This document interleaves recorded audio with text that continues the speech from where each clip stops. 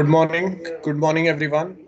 Please ask your friends to join this lecture. मैं वापस बता रहा हूँ, प्रीवियस वाला जो था हम लोगों का वो डिलीटेड चैनल है, तो वहाँ पे वापस रिकॉर्डिंग नहीं होता है. सो इट्स बेटर कि आप सब इन्फॉर्म कर दो. Okay. Now will start with our next session. So as you can see last time हम लोग ये वाले टॉपिक पे थे, एथनोग्राफी. अब एथनोग्राफी क्या होता है हम लोग को सबको पता है. As and when required based on the type of software हम लोग को चेंजेस करना पड़ेगा, राइट? कि वहाँ के कल्चर, वहाँ पे के जो ट्रेडिशन है, वहाँ के लोगों का जो थिंकिंग है, वहाँ के लोग जो कुछ बिलीव करते हैं, उसके हिसाब से आपको अपने सॉफ्टवेयर के अंदर भी चेंजेस करना पड़ेगा. If the people think something is not allowed at their place, तो वो आपको ऐड नहीं करना है. उनके यहाँ पे कोई एक चीज़, अगर जैसे आप देखो कि अगर हम लोग वर्ल्ड में बहुत सारे प्लेसेस पे जाते हैं, इंडिया में अगर कोई एक चीज़ अगर अलाउड नहीं है, तो इट डजंट मीन्स कि वो बाकी और कहीं पे भी अलाउड नहीं रहेगा, एंड वाइस वर्सा, है ना? तो ये सेम चीज़ होता है यहाँ पे. सो यहाँ पे अगर आप देखेंगे एथनोग्राफी प्रोटोटाइप क्या होता है.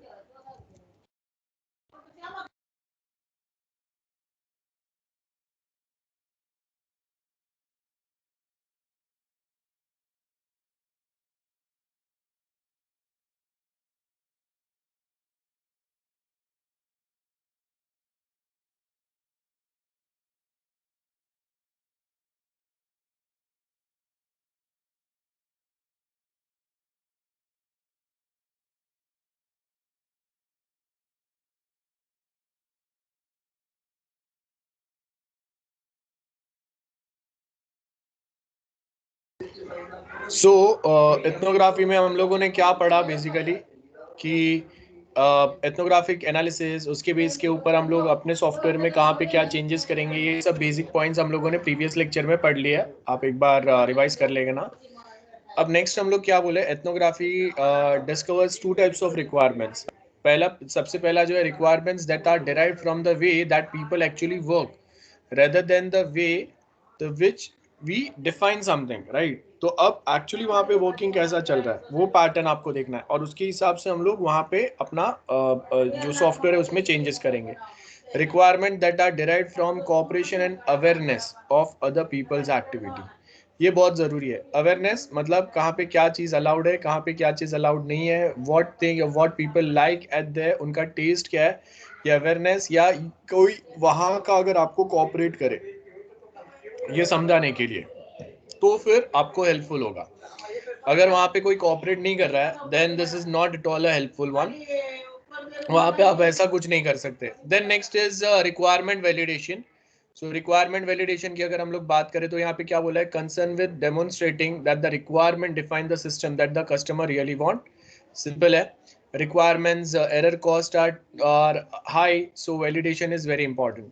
सो यहाँ पे आपको क्या बोला, रिक्वायरमेंट में एरर कॉस्ट अगर ज़्यादा है, मतलब यहाँ पे आपको सेम है कि अगर रिक्वायरमेंट फेज में, डिज़ाइनिंग फेज में अगर मुझे कोई एक एरर मिल जाता है, तो उसको सॉल्व करने का मेरा जो कॉस्ट रहेगा वो बहुत कम रहेगा compare to the cost which we suppose to invest once the project is done, developed, tested and deployed on the client side. और उसके बाद अगर आपको कोई प्रॉब्लम्स या एरर्स मिलते हैं, तो उसके आपके जो सॉल्व करने के कॉस्ट होगा वो बहुत ज़्यादा रहेगा. ओके.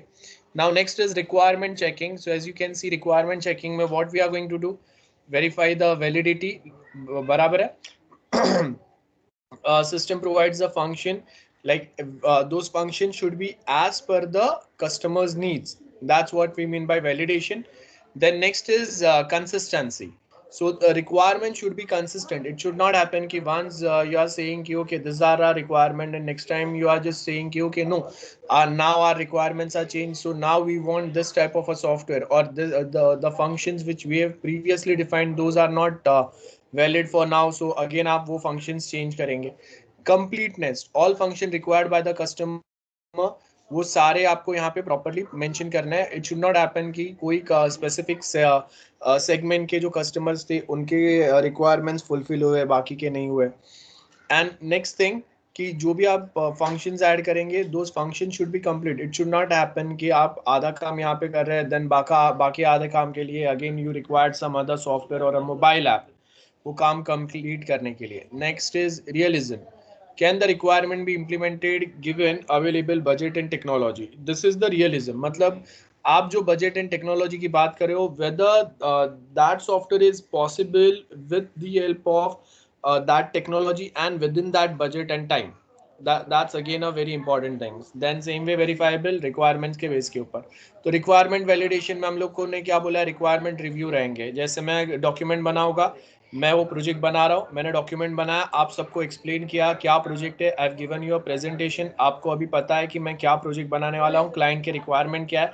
बेस्ड ऑन दैट मैंने जो प्रोजेक्ट डॉक्यूमेंट बनाया है, रिक्वायरमेंट डॉक्यूमेंट बनाया, मैं आपके साथ शेयर करूंगा and you all will help me out deciding कि ओके कहाँ पे मैंने कुछ मिस्टेक किया है, as per the requirement, as per the type of project वो रिक्वायरमेंट्स प्रॉपर है या नहीं। सो हम लोग सब एक दूसरे को ये सेम वे में हेल्प करते हैं। Next is prototyping. प्रोटोटाइपिंग मतलब एग्जीक्यूटेबल डमी मॉडल रहेगा हम लोग का, based on which we can easily check the requirements. And test case generation, so यहाँ पे सेम है, developing the test case for the requirement to check testability. Test cases it's like a tables हम लोगों ने last time देखा था, और ये टेबल पे आपका बेनिफिट क्या होगा, आप बहुत इजीली वहाँ पे चीज़ें जो है वो चेक कर सकते हैं कि आपका कौन से टाइप का आपका सॉफ्टवेयर है, तो उसमें क्या क्या चीज़ें आएंगे, है ना। सो उसको हम लोग कैसे टेस्ट करेंगे। सो यहाँ पे अगर आप देखेंगे आपको बहुत सारे एग्जाम्पल्स मिलेंगे। I just show you few examples. Last time I think हम लोगों ने डिस्कस किया था, किया नहीं किया आई डोंट रिमेम्बर। मैं एक बार वापस आपको बता देता हूँ कि how test case work. So give me a minute, I'll just open one part. So okay,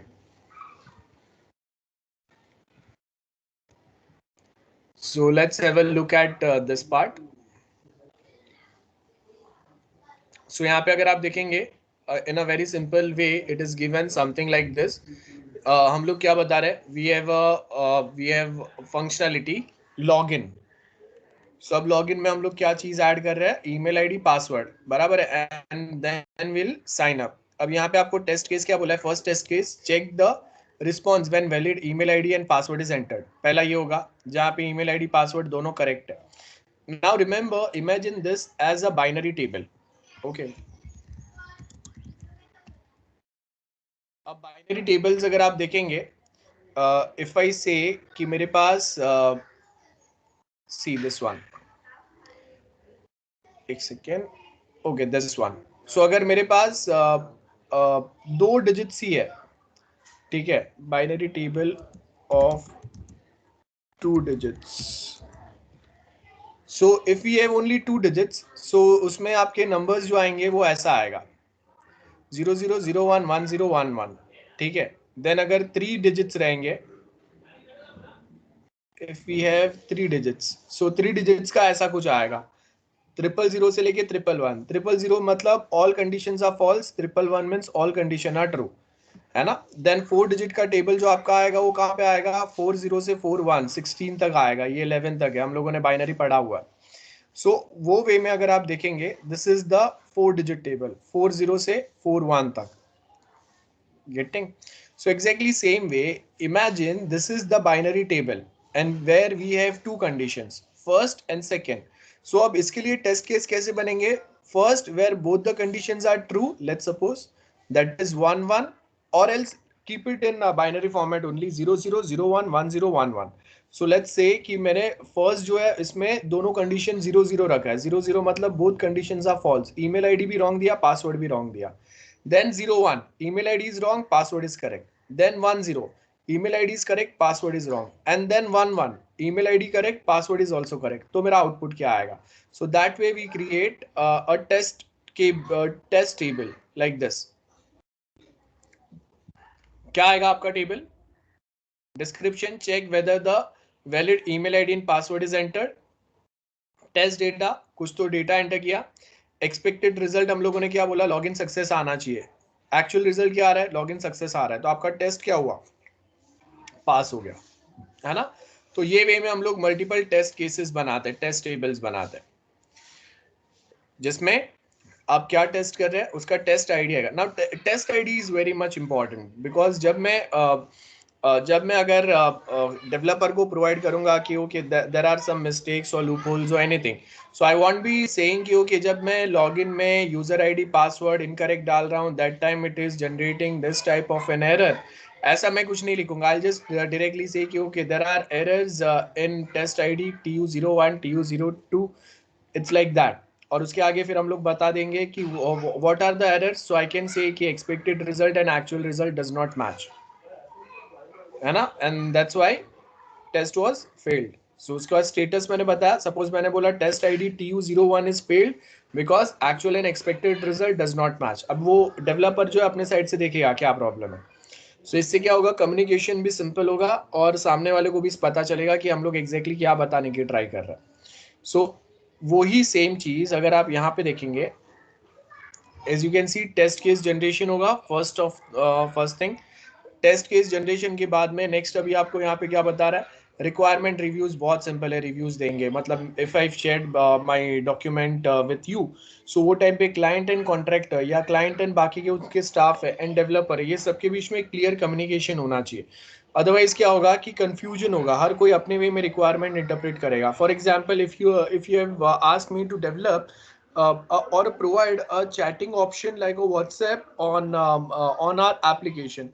अब देखो यहाँ पे क्या है, this is the requirement which is provided from the client side.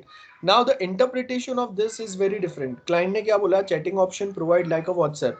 सो अभी मेरा इंटरप्रिटेशन क्या होगा, client simply wants to send and receive some messages so through which he can communicate और the employees can communicate some important work, है ना, amongst each other. So that's one thing. Second interpretation क्या होगा कि okay, he wants a chatting application like a WhatsApp. That means he want to share some document like PDF, Excel, PPT, other types of documents, photos, videos as well. And at same point of time, they also want a voice call या video call.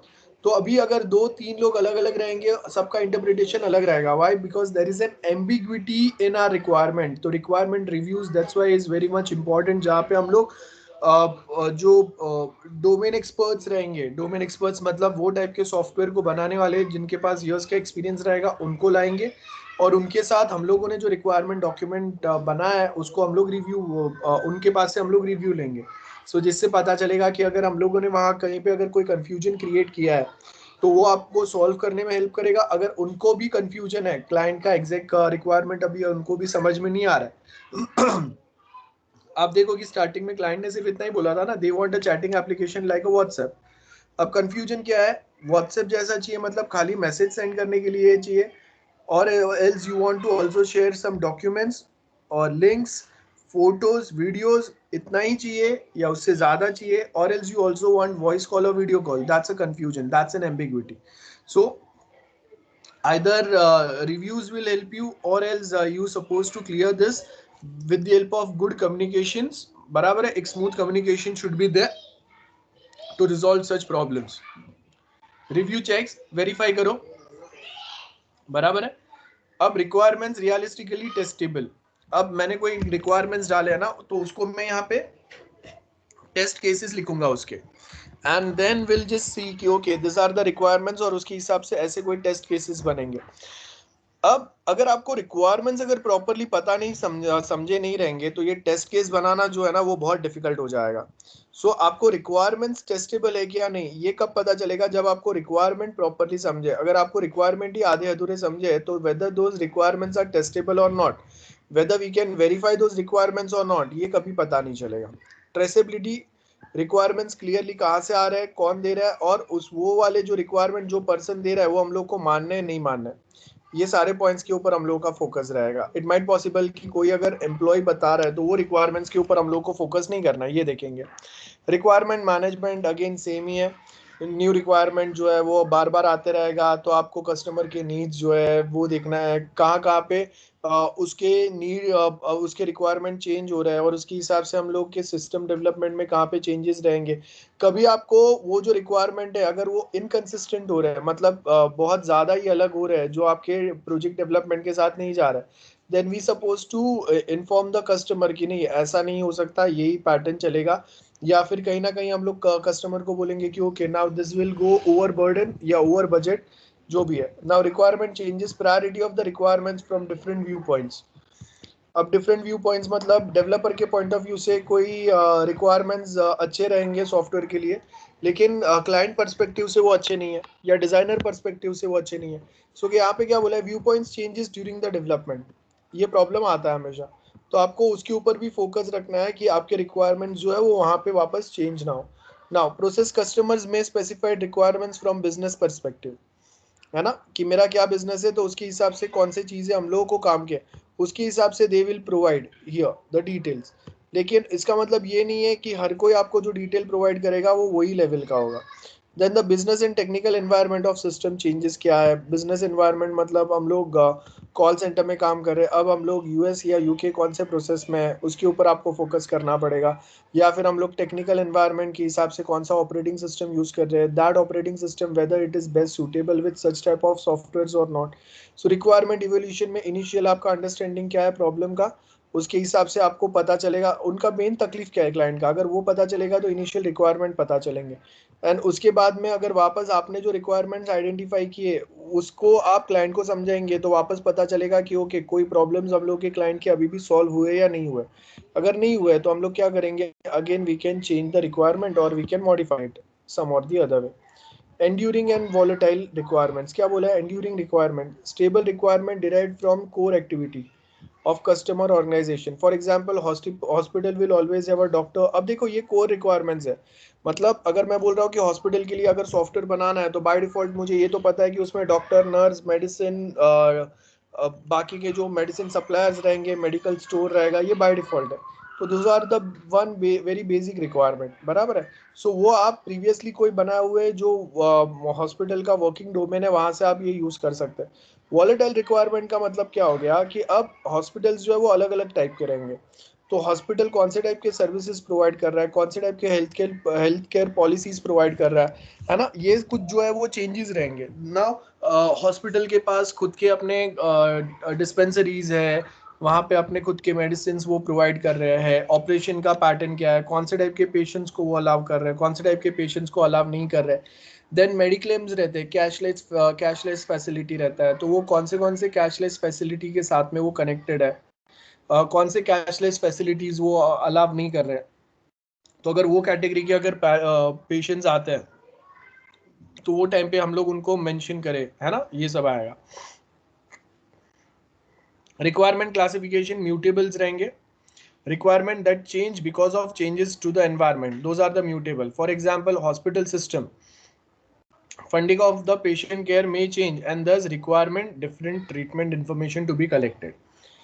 तो अब हम लोगों ने suppose अगर यहाँ पे नहीं, मैं म्यूटेबल रिक्वायरमेंट्स की अगर अलग से बात करूँ, जैसे हम लोग पहले सिर्फ हार्ट पेशेंट का ट्रीटमेंट कर रहे थे, अभी हम लोगों ने हॉस्पिटल का वर्किंग डोमेन को एक्सपैंड करके वहाँ पे हम लोग फिजियोथेरेपिस्ट और बाकी बहुत सारे लोग लेके आए, जो अभी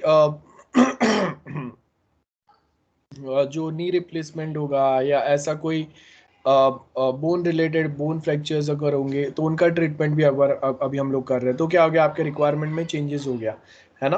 तो उसके हिसाब से आपका हॉस्पिटल सिस्टम में चेंजेस हो रहे हैं। सपोज हम लोगों ने अगर वहाँ पे उसको मैटरनिटी होम बना दिया है तो अभी तो उसके अंदर और बहुत सारे चेंजेस आ जाएंगे, है ना। उसका वर्किंग कंडीशन, क्लीनलीनेस, ये सब में रूल्स आपको अलग फॉलो करने पड़ेंगे मैटरनिटी होम्स के हिसाब से जहाँ पे छोटे बच्चे रहेंगे। एमरजेंट प्रॉपर्टी का क्या बोला, requirement that emerge as the customer's understanding, कि आपको क्या सिस्टम बनाना है और उसके हिसाब से आप क्या करेंगे, न्यू एमरजेंट रिक्वायरमेंट्स जो आप वहाँ पे डिफाइन करेंगे। कॉन्सिक्वेंशियल रिक्वायरमेंट्स मतलब यहाँ पे आपको क्या बोला है, कंप्यूटर सिस्टम में change the organisation process and open the new way of working which generates new system requirement. जैसे अगर हम लोगों ने बोला है कि पहले हम लोग कोई किसी के साथ वर्क फ्रॉम होम पे इतना ज़्यादा टाइम स्पेंड नहीं कर रहा था, आज के टाइम पे हम लोग कर रहे हैं, तो आपके रिक्वायरमेंट कैसे चेंज हो गए। एक तो आपको हाई स्पीड इंटरनेट की कंटिन्यूअस रिक्वायरमेंट है अभी, उसके साथ में आपको माइक की ज़रूरत रहेगा, वेबकैम की ज़रूरत रहेगी, this are the new system requirement. तो उसके हिसाब से आपको अपने एप्लीकेशन में भी ये सारी चीज़ें ऐड करने पड़ेंगे। कॉम्पिटेबिलिटी बनाने के लिए तो बहुत कुछ बना सकते हैं, लेकिन वो आपके सिस्टम, आपके प्लेटफॉर्म पे कॉम्पिटेबल भी होना चाहिए। रिक्वायरमेंट मैनेजमेंट प्लानिंग क्या बोला है, during the requirement engineering process क्या आपको करना है, सबसे पहले रिक्वायरमेंट आइडेंटिफाई करेंगे, अगर कुछ चेंजेस की ज़रूरत है वो अप्लाई करेंगे। Traceability policies the amount of information about requirement relation, कितना रेट लेंगे, कौन से लिमिट से अभी हम लोग इन्फॉर्मेशन ज़्यादा लेना बंद कर देंगे। देन केस टूल्स रहेंगे, बराबर है। जैसे आपके पास रहते हैं अलग अलग, जिसके बेस के ऊपर हम लोग क्या करेंगे, वो रिक्वायरमेंट को इजीली समझा पाएंगे। ट्रेसेबिलिटी का मतलब क्या है? ट्रेसेबिलिटी मतलब relation between requirement and then sources and the system design, ये तीनों के बीच में ट्रेसेबिलिटी फॉलो होगा। मतलब जहाँ पे हम लोग एग्जैक्टली बताने की ट्राई करेंगे कि कहाँ पे कहाँ तक का हम लोगों ने कौन से चीज़ें बना दिया है, कौन से चीज़ें हम लोगों ने बनाया नहीं है। जैसे यहाँ पे अगर आप देखेंगे, this is our traceability matrix. So traceability matrix में हम लोगों ने क्या बोला है कि ओके ये हम लोगों का रिक्वायरमेंट जनरेट हो गया, देन ये वाले जो रिक्वायरमेंट है इसका डिज़ाइन बन गया, देन इसका हम लोग रिक्वायरमेंट जनरेट कर रहे हैं, देन 1.2 का डिज़ाइन बना दिया हम लोगों ने, देन इसका काम चल रहा है, इसका काम चल रहा है ना। ये सब ये वे में हम लोग एक मैट्रिक्स रिप्रेजेंट करेंगे, जहाँ पे आपको क्या बोला है, रिक्वायरमेंट आईडी कौन सा है और उस पर आप कहाँ तक पहुँचे हो, और उसके बाद दूसरा आप कहाँ पे क्या काम कर रहे हो। सो ये आपका एक मैट्रिक्स पैटर्न हो गया ऐसा। तो वही सेम चीज़ यहाँ पे बताया। Then case tool support requirement storage, requirement should be managed in a secure manageable data store. Change management कितना होगा, कभी होगा, कहाँ तक हम लोग करेंगे, कभी हम लोग नहीं करेंगे। Traceability automated retrieval of the links between the requirements. अब नेक्स्ट आपको क्या बोला है, रिक्वायरमेंट चेंज मैनेजमेंट। तो सबसे पहले तो आपको देखना है कि चेंज कितना हो सकता है। सब पहले तो देखो प्रॉब्लम एनालिसिस, कि जो भी रिक्वायरमेंट प्रॉब्लम क्या है एंड प्रपोज चेंजेस क्या है। जैसे पहले हम लोगों ने कोई रॉन्ग रिक्वायरमेंट दे दिए थे, जिसकी वजह से आपके जो भी नीड्स है वो फुलफिल नहीं हो पा रहे हैं। तो सबसे पहले आपको यहाँ पे देखना है कि ओके अभी चेंज रिक्वायरमेंट क्या है, उसके बेस के ऊपर चेंज एनालिसिस करेंगे और उसका कॉस्टिंग कितना होगा। मतलब आप जो न्यू रिक्वायरमेंट आपने प्रपोज किया है based on some requirement problems, तो अभी आपको यहाँ पे बताना है कि अब वो जो आपने चेंजेस अलाउ किया है वो आपके सिस्टम या सॉफ्टवेयर पे कितना अफेक्ट करेगा, कहाँ कहाँ पे अफेक्ट करेगा। अगर बहुत ज़्यादा अगर कोई चेंजेस रहेंगे तो वो टाइम पे आपको ये भी देखना है कि उसका कॉस्टिंग कितना होगा। अगर कॉस्टिंग अगर आपका ऊपर जा रहा है एंड क्लाइंट अगर रेडी नहीं है उतना इन्वेस्ट करने के लिए, तो हम लोग उसके ऊपर वर्कआउट नहीं करेंगे। गेटिंग ये होगा। तो assess the effect of change on the requirement. Change implementation क्या बोला है, modify requirement documents and other documents to reflect the changes. Change management में सबसे पहले आपको यहाँ पे क्या आएगा, तो we suppose to identify the problem. Problem identify करने के बाद में what will do, problem analysis, change and specifications. Same way change analysis का कॉस्टिंग क्या हो रहा है आपका, है ना, और उसके बेस के ऊपर अगर वो आपके बजट के अंदर है तो फिर हम लोग वो सेम चेंजेस को क्या करेंगे, इम्प्लीमेंट कर देंगे, और उसके हिसाब से देन रिवाइज द रिक्वायरमेंट। जो बन गए चीज़ें वो हटा दो, जो नहीं बने अभी अभी वो ही सिर्फ आपके रिक्वायरमेंट में रहेंगे। सो दैट्स इट, ये आपका एक पार्ट हो गया। नाउ ओके, एक चीज मैं बताना भूल गया। People way asking about the syllabus. मैंने ऑलरेडी इन्फॉर्म कर दिया है, 1.5 यूनिट आपका रहेगा सिलेबस में। तो 1.5 यूनिट का मतलब आपको मैं एग्जैक्टली बता देता हूँ। ये देखो, ये रिक्वायरमेंट इंजीनियरिंग जो है इसके पहले का सारा चीजें पढ़ने हैं, that is till page number 93। This is 1.5 unit, ठीक है, याद रखो। रिक्वायरमेंट इंजीनियरिंग प्रोसेस ये आपका सेकेंड पार्ट हो गया यूनिट 2 का। यहाँ के आगे कुछ नहीं पढ़ना है, पेज नंबर 93 तक सारा पढ़ना है। सी आर है यहाँ पे, सी आर, हेलो, यस। हाँ, पता चल गया इंटरनल सिलेबस। हाँ सर। 1.5 यूनिट बोला था तो दिस इज 1.5 यूनिट्स। कंफ्यूजन नहीं होना चाहिए बिकॉज हम लोगों ने वहाँ पे चैप्टर नंबर्स ऐड नहीं किए। सो 1.5 का हर कोई अलग इंटरप्रिटेशन करेगा। सो दोनों क्लास में बता देना पेज नंबर 93 तक, स्टार्टिंग से page number 93, that is our syllabus. या ओके ओके सर।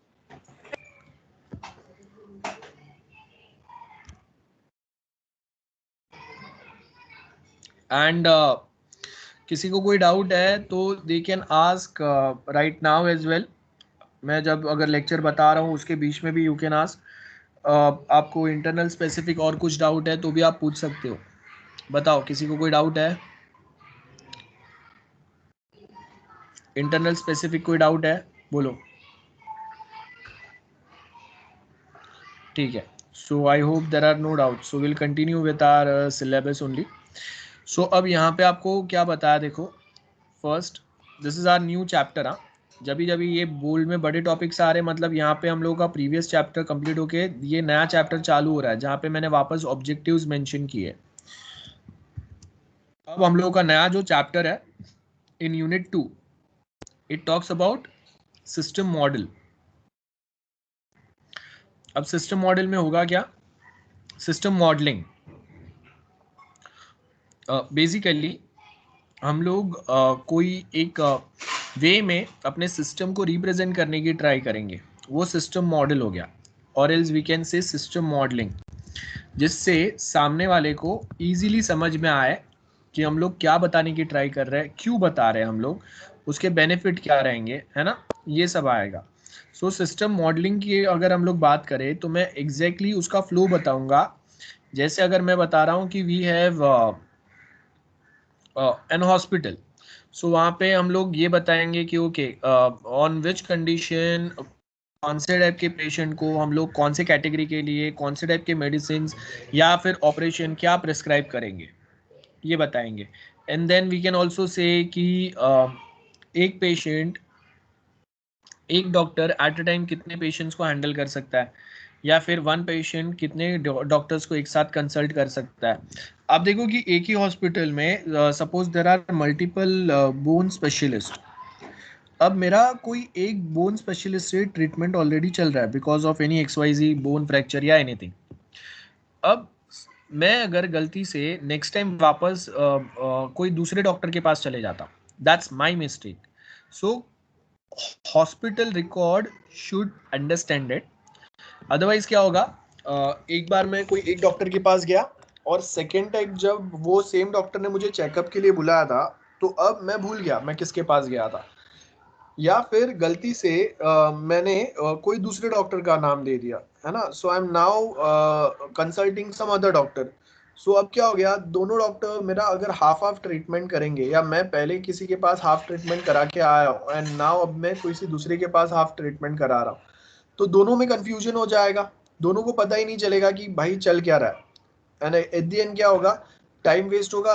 वो डॉक्टर बोलेंगे कि भाई आपका ट्रीटमेंट ये जो सेकेंड जो हम लोगों के बोन स्पेशलिस्ट है उनके पास चल रहा है, so you better meet that doctor only, क्योंकि उनको आपका सारा डिटेलिंग पता है, उन्होंने मेडिसिन प्रिस्क्राइब किया था, है ना। एक ये हो सकता है। अब यहाँ पे ये प्रॉब्लम आया क्यों, मेनली बिकॉज कि आपका सिस्टम या सॉफ्टवेयर में मॉडलिंग हम लोगों ने प्रॉपरली, मतलब सिस्टम को प्रॉपरली हम लोगों ने समझा नहीं था, उसके फंक्शंस हम लोगों ने प्रॉपरली एनालाइज नहीं किए थे, और उसकी वजह से कस्टमर के साइड से प्रॉपरली हम लोग का कम्युनिकेट नहीं हो पाया। अगर कम्युनिकेट होता था तो हम लोग को पता रहता कि हम लोग के एक ही हॉस्पिटल में मल्टीपल एक सेम टाइप के डॉक्टर्स आते हैं। अब उसमें से कोई पेशेंट्स जो है वो डॉक्टर 1 के पास जा रहे हैं, कोई पेशेंट डॉक्टर 2 के पास जा रहा है, तो अब वो दोनों के पेशेंट्स जो है वो आपस में इंटरचेंज नहीं होने चाहिए, ये भी आपका सॉफ्टवेयर ने मेंटेन करना पड़ेगा। ठीक है, नेक्स्ट थिंग, अब आपका जब मॉडल्स जो रहते हैं ना, तो वो अलग अलग पर्सपेक्टिव से मिल बनते हैं। एक होता है स्ट्रक्चरल पर्सपेक्टिव। स्ट्रक्चरल पर्सपेक्टिव मतलब अगर मैं वहाँ पे स्ट्रक्चर बताता हूँ कि ओके मैंने यहाँ पे if condition, for loop, if else, switch case ऐसे सब डाले हुए हैं, तो उसमें अगर मैं क्या डेटा एंटर करूंगा तो क्या कंडीशन एग्जीक्यूट होंगे, और वो मुझे, अगर मैंने सपोज इफ एल्स कंडीशन में कंडीशन ऐसा डाला जो ट्रू है, तो वो इफ वाले पार्ट के स्टेटमेंट्स एग्जीक्यूट करेगा और उसके अंदर फिर वापस जहाँ पे हम लोग को जाने लिखा रहेगा वहां पे जाएगा। एल्स वाले पार्ट में क्या होगा, वापस ये सेम जो पैटर्न है वो चेंज हो जाएगा, है ना। सो वो क्या हो गया, वो हम लोग का स्ट्रक्चर हो गया। बिहेवियर, बिहेवियर का मतलब अगर मैं बोल रहा हूँ कि 3 अनसक्सेसफुल लॉगिन के बाद भी अगर आपका सॉफ्टवेयर मुझे 4th टाइम भी लॉगिन करने दे रहा है, so that is the behaviour perspective, कि अगर मैं 3 बार रॉन्ग लॉगिन कर रहा हूँ और 4th टाइम फिर भी अगर मुझे अलाउ हो रहा है लॉगिन करने के लिए, इट मीन्स कि आप आपके सिस्टम को सिक्योर नहीं रख रहे। अब अभी अगर ऐसा, अगर आप मल्टीपल अटेम्प्ट्स अगर अलाउ रखेंगे, तो आप देखो कि पासवर्ड में अभी क्या होगा कि कोई भी अनलॉक करने की ट्राई करेगा ना, पासवर्ड अलग अलग कॉम्बिनेशन डाल के, आज के टाइम पे क्या है कि जो भी पासवर्ड को अनलॉक करने की ट्राई कर रहा है उसके पास मैक्सिमम 3 ही अटेम्प्ट है, और उसमें भी अगर आपने गलती से अगर मेरा पासवर्ड, मेरा अकाउंट अगर ओपन कर भी लिया, तो इमीडिएटली मुझे नोटिफिकेशन आएगा कि कोई एक अननोन डिवाइस से आपका जो अकाउंट है वो एक्सेस हुआ है। सो मैं इमीडिएट बेसिस पे उसको ब्लॉक भी कर सकता हूँ। ओके, सो यहाँ पे अगर आप देखेंगे वही बोला, different modes present the system from different perspective. Like we can say external perspective हो सकता है, बिहेवियरल या स्ट्रक्चरल पर्सपेक्टिव हो सकता है, ठीक है। अब उसके हिसाब से यहाँ पे अगर आप देखेंगे सिस्टम मॉडलिंग में भी यही सेम पर्सपेक्टिव पॉइंट की हम लोग बात कर रहे हैं।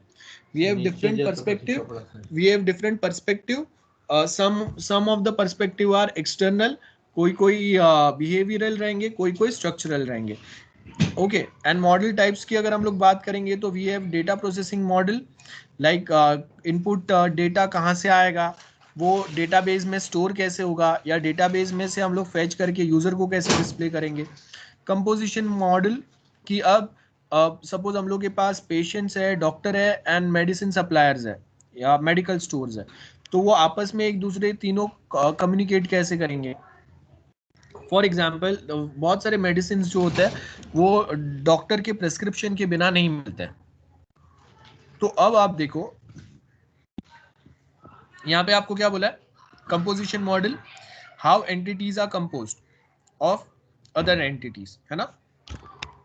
अब यहाँ पे आप देखो एक एक मेरे पास प्रिस्क्रिप्शन है जिसमें मुझे सपोज जो आपने देखा रहेगा कि वो नींद का जो मेडिसिन रहता है, स्लीपिंग पिल्स रहता है, तो स्लीपिंग पिल्स हर किसी को इजीली अवेलेबल नहीं रहते without the prescription of doctor.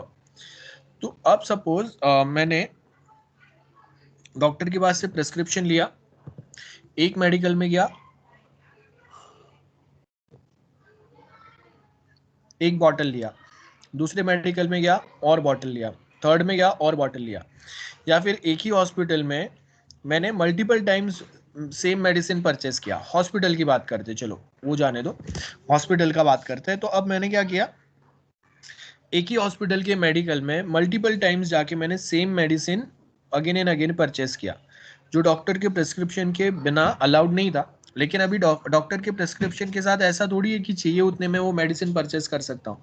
सो यहाँ पे कंपोजिशन मॉडल में हम लोग ये देखेंगे कि एक एंटिटी दूसरे एंटिटी के साथ कैसे लिंक हो रहा है।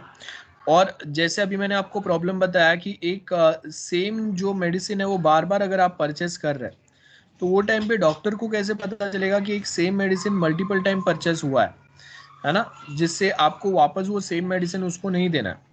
आर्किटेक्चरल मॉडल सब सिस्टम्स आपके कैसे डिवाइन किए आपने, मॉड्यूल्स डिवीजन क्या है वो बताएगा।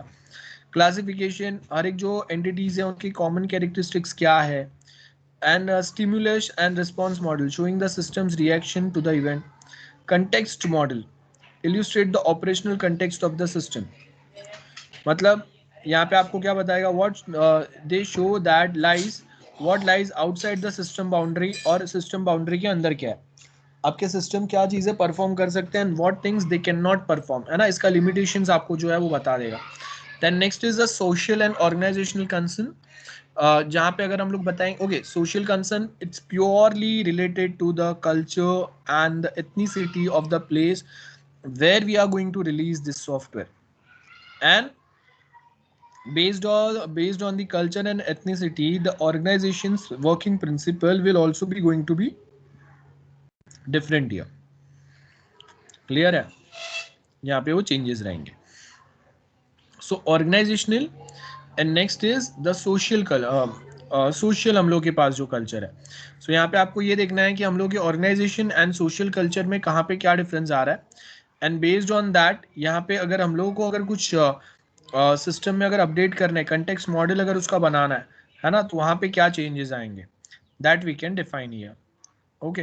देन नेक्स्ट अगर आप देखेंगे, the architectural model shows that the system and its relation with the other system क्या रहेंगे। For example, if I say कि we have a system which can contact the other hospitals and from where we can get the data of other patients. So वो time पे ये दो hospitals के बीच में communication कैसे होगा, how we are going to connect one hospital's database with other hospital's database. So यहाँ पे अगर आप देखेंगे context model में they have provided a diagram. One is auto teller machine है।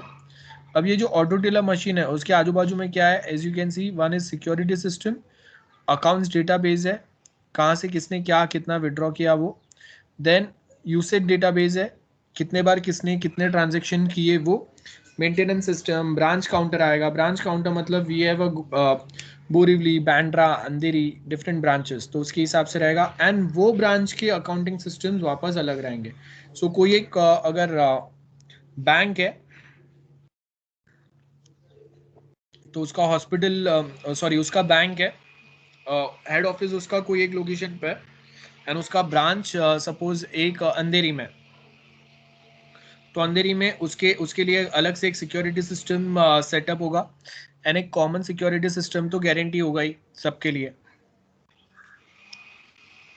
देन उसके साथ में और बहुत सारी चीज़ें रहेंगे। अकाउंट डेटाबेस रहेगा, कंप्लीट बैंक के जो भी अकाउंट्स आ रहे हैं वो, मतलब it is not always compulsory कि अगर मेरा अंधेरी का ब्रांच है, आईसीआई बैंक का है, तो यहाँ पे ये एटीएम मशीन पे जो भी कोई आएंगे वो वही ब्रांच वाले आएंगे, वही बैंक को बिलोंग करने वाले आएंगे। तो account database will keep the record कि ओके थोड़े बहुत कस्टमर आए जो सपोज HDFC बैंक को बिलोंग कर रहे थे, जो यहाँ पे आके पैसा विड्रॉ करके गए, है ना।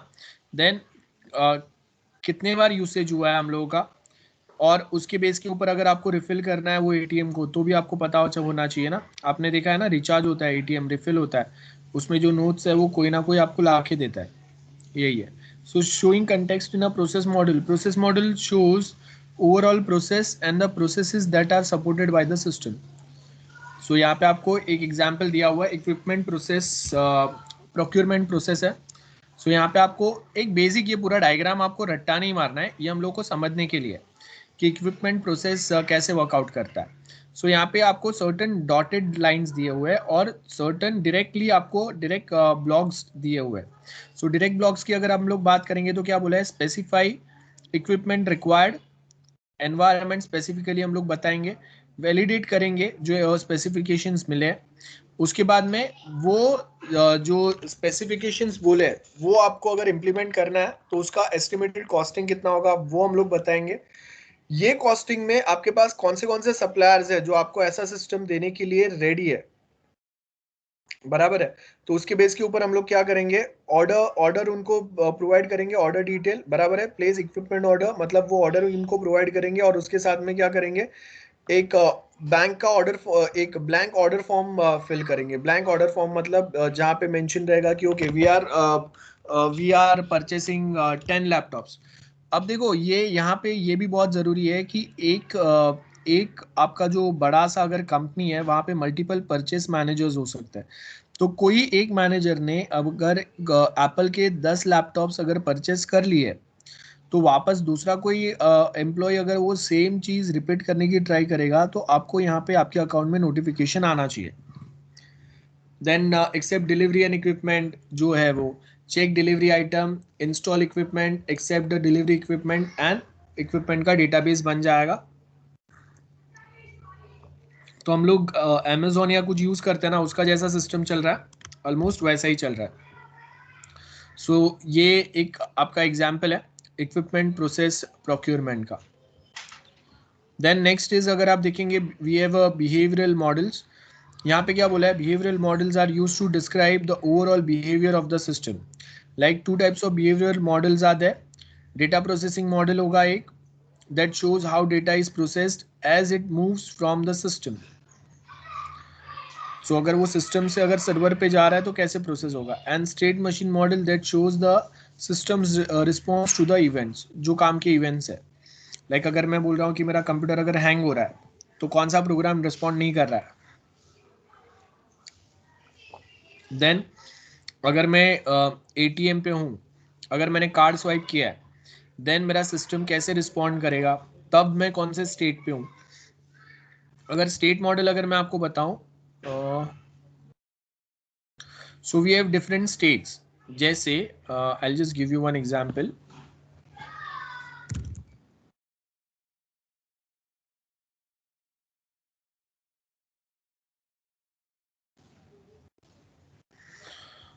सो नाउ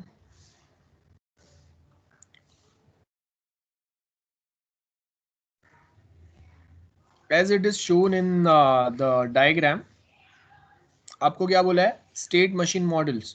अब स्टेट मशीन मॉडल कैसे वर्कआउट करेंगे, as you can see in this diagram, we have different state transition diagrams बोलते हैं। सो यहाँ पे आपको सबसे पहले देखो क्या बोला है, फाइनल स्टेट होगा, ये मेरा इनिशियल स्टेट है जहाँ पे सिर्फ जीरो है, फाइनल स्टेट बड़ा सा जीरो और उसके अंदर वापस एक छोटा सर्कल होगा, सॉरी जीरो नहीं, ये मेरा सिंपल स्टेट हो गया, कुछ ज़्यादा काम नहीं कर रहा है। ये मेरा कंपोजिट स्टेट हो गया, है ना। देन अब उसका अब अगर फाइनली अगर हम लोग एक डायग्राम देखें, सो फाइनल डायग्राम में हम आपको यहाँ पे क्या पॉइंट्स बता रहे हैं, देखो सबसे पहले आपका ये स्टेट देखो, यहाँ पे स्टार्ट हुआ, यहाँ पे एंड हो रहा है, this is our state. Then card read हुआ, if card is successfully read, अगर वो वैलिड कार्ड है, जैसे अगर मैं बहुत सारे डेबिट कार्ड जो है उसमें कैश विड्रॉवल फैसिलिटी नहीं रहता, आज के टाइम पे बहुत सारे क्रेडिट कार्ड में वो कैश विड्रॉवल फैसिलिटी आया है लेकिन सब में नहीं है ना। एंड जो कोई एनबीएफसी के पास से अगर आपको कोई कार्ड मिलता है, जैसे बजाज फाइनेंस का कार्ड है, तो उसमें आप कैश विड्रॉ नहीं कर सकते, वो बैंक नहीं है, तो वो कार्ड लेके आप एटीएम मशीन पे नहीं जा सकते। हाँ, लेकिन अगर मेरे पास एसबीआई, आईसीआई, ये कोई बैंक्स के अगर क्रेडिट कार्ड है और उसमें आपको कैश विड्रॉल फैसिलिटी अगर प्रोवाइडेड है, तो उसके साथ में आपको लिमिट दिया रहेगा 40-50,000 तक का आप कैश विड्रॉ कर सकते हैं ये कार्ड्स पे। तो वो कार्ड लेके अगर मैं जा रहा हूँ एटीएम पे, मैंने कार्ड स्वाइप किया, देन वो चेक करेगा whether the card is valid और नॉट, उसमें से कैश विड्रॉ करने का फैसिलिटी अलाउड है या नहीं है। अगर अलाउड है तो वो आगे पिन डिमांड करेगा, अगर अलाउड नहीं है तो डायरेक्टली आपको कार्ड जो है वो इजेक्ट करने के लिए बोलेगा, सिंपल, खत्म हो गया। अब यहाँ पे ये अलग अलग स्टेट्स है, देखो अगर कार्ड रीड हो रहा है then we will be landing to this state, अगर कार्ड रीड नहीं हो पा रहा है मतलब इनवैलिड कार्ड है, तो आप कौन से स्टेट पे जाएंगे, ejecting card and final stage पे गए। रीडिंग द पिन, अगर पिन अगर वैलिड है तो choose the type of transaction you wanted to perform, state मेरा चेंज हो गया। अगर पिन जो एंटर किया वो इनवैलिड है तो अगेन मेरा स्टेट जो है वो चेंज हो जाएगा। अब जब आप ट्रांजेक्शन सिलेक्ट कर रहे हैं,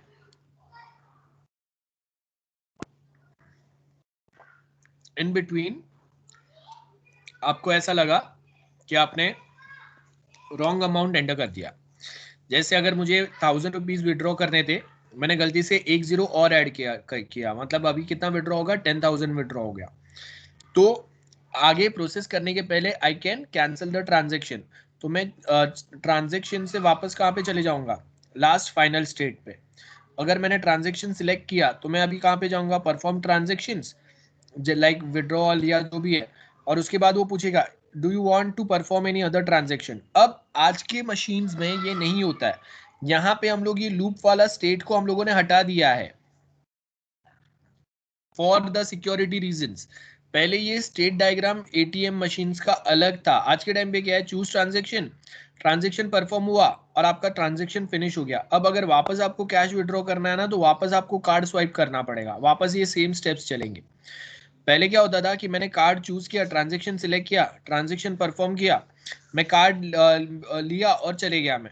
अब ये लूप जो है वो एंड नहीं हुआ है, तो बहुत बार जब दूसरे कोई आते थे ना, उनको ये लूप मिल जाता था, तो वो क्या करेंगे, वापस they will click on another transaction, वापस पैसा सिलेक्ट करने का ऑप्शन आया, वापस मैंने 10,000 निकाला, वापस मैंने ये सेम सिलेक्ट किया, वापस और 10,000 निकाला।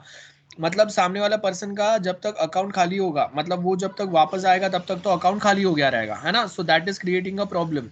ये आपका स्टेट ट्रांजिशन पैटर्न है।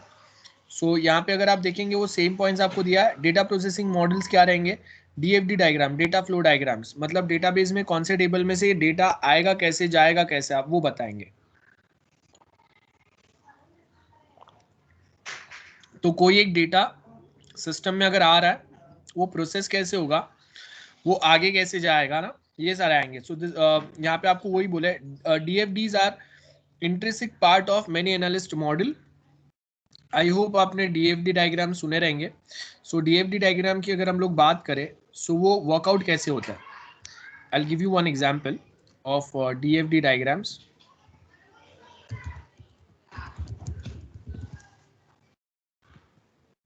सो डेटाबेस में डेटा फ्लो कैसे होगा ना, उसका representation, that is what we mean by DFD diagrams. Like एकदम सिंपल अगर हम लोग डीएफडी डायग्राम पढ़े, सो वो ऐसा कुछ होगा, जहाँ पे we have a food ordering system है। सो एक मैनेजर रहेगा जो ऑर्डर एक्सेप्ट करेगा, बिल लेगा, जनरेट करेगा, वो सब होगा। किचन है एंड कस्टमर है एंड यहाँ पे सप्लायर है। तो कस्टमर ने कुछ ऑर्डर प्लेस किया, उसका डिटेल किसके पास जाएगा? मैनेजर के पास जाएगा एंड किचन के पास जाएगा। एंड देन उसके साथ में सप्लायर को पता चलेगा कि ये फूड ऑर्डर हुआ है, तो आपको ये फूड डिलीवर करना है। जैसे वी हैव अ स्विगी, तो मैं कस्टमर हूँ, मैंने सपोज पिज्ज़ा हट से फूड ऑर्डर किया, तो पिज्ज़ा हट का जो मैनेजर है उसको पता चला, उसने ये ऑर्डर को कंफर्म किया। आपने देखा रहेगा ना, आपको वहां पे आता है कि your order is confirm from the hotel side. तो वो मैनेजर ने ऑर्डर कंफर्म किया, साथ में ही ये ऑर्डर जो है वो किचन के पास गया, and at same point of time this order is also go also went there to Swiggy. नीचे जाकर मशीन चालू। तो स्विगी को क्या पता चलेगा कि ओके ये XYZ पर्सन ने ये जो ऑर्डर है ये प्लेस किया है। अब आप वो ऑर्डर को डिलीवर करने के लिए एक पर्सन को यहाँ पे भेजेंगे। तो ये सारे हम लोग के डेटाबेस के अलग अलग टेबल्स है, जिसको हम लोग आपस में कैसे कनेक्ट होंगे ना, वो चीजें हम लोग बता रहे हैं। ठीक है, ये सेम चीज हम लोग यहाँ से बता रहे हैं। देन उसमें हम लोग डेटा कैसे प्रोसेस करेंगे, कौन से टेबल से कहाँ पे जाएगा, कहाँ से वापस आएगा, कहाँ से वापस जाएगा, ये सारे पॉइंट्स हम लोग यहाँ पे हाईलाइट कर रहे हैं। अब दोज आर योर DFD। अब यहाँ पे आपको DFD डायग्राम दिया है फॉर ऑर्डर प्रोसेसिंग। सो मैंने जो आपको बताया वो वाला DFD भी आप एग्जाम में ड्रॉ कर सकते हो। इट इज नथिंग लाइक कि यही वाला ड्रॉ करना है। यहाँ पे भी अगर आप देखेंगे, सो ऑर्डर डिटेल आपको दिया है, आपको ऑर्डर जो प्लेस किया है वो प्रॉपर है कि नहीं। सो यहाँ पे आपको अगर सिंपल वे में देखेंगे, order detail plus blank order form, complete order form सबसे पहले दो, और उसके बाद में क्या बोला है, कंप्लीट ऑर्डर फॉर्म वो वैलिड है कि नहीं वो देखेंगे हम लोग, साइन करेंगे। रिकॉर्ड ऑर्डर, अगर वो ऑर्डर जो है वो उसको हम लोग ऑर्डर फाइल में मेंशन करेंगे, उसके साथ में सप्लायर को सेंड करो, और उसके साथ में एडजस्ट द अवेलेबल बजट, क्या बचा है अभी हम लोग ऑर्डर प्लेस करने के लिए। तो ये बेसिक है, आपको ये अगर नहीं आता है वो वाला आप समझ लो। डेटा फ्लो डायग्राम क्या होता है मैंने बता दिया। यहाँ पे आपको एक एग्जांपल दिया है डेटा फ्लो डायग्राम के। सो ब्लड शुगर जो हम लोग चेक कर रहे हैं, सो यहाँ पे आपके पास सबसे पहला ऑप्शन क्या है, ब्लड शुगर चेक करने के लिए हम लोगों ने यहाँ पे ब्लड शुगर सेंसर ऐड किया हुआ है। वो क्या करेगा, ब्लड शुगर पैरामीटर बता रहा है, वहां से ब्लड शुगर एनालाइज होगा, और उसके बेस के ऊपर इंसुलिन कितना आपको रिक्वायर्ड है आपके ब्लड में, वो हम लोग बताएंगे, राइट। और उसके बेस के ऊपर इंसुलिन रिक्वायरमेंट के बेस के ऊपर हम लोग इंसुलिन जो है वो डिलीवर करेंगे, like 4 mg 5 mg 10 mg। And जो आपके पास पंप कमांड है वो क्या करेगा, इंसुलिन जो है वो पंप कर देगा, है ना। तो ये आपको इंसुलिन यहाँ से मिल गया for a diabetic patients. Next is state machine model. अब स्टेट मशीन मॉडल में क्या बोला है, the behaviour of model, this will going to model the behaviour of the system, behaviour of the system with respect to external and internal events.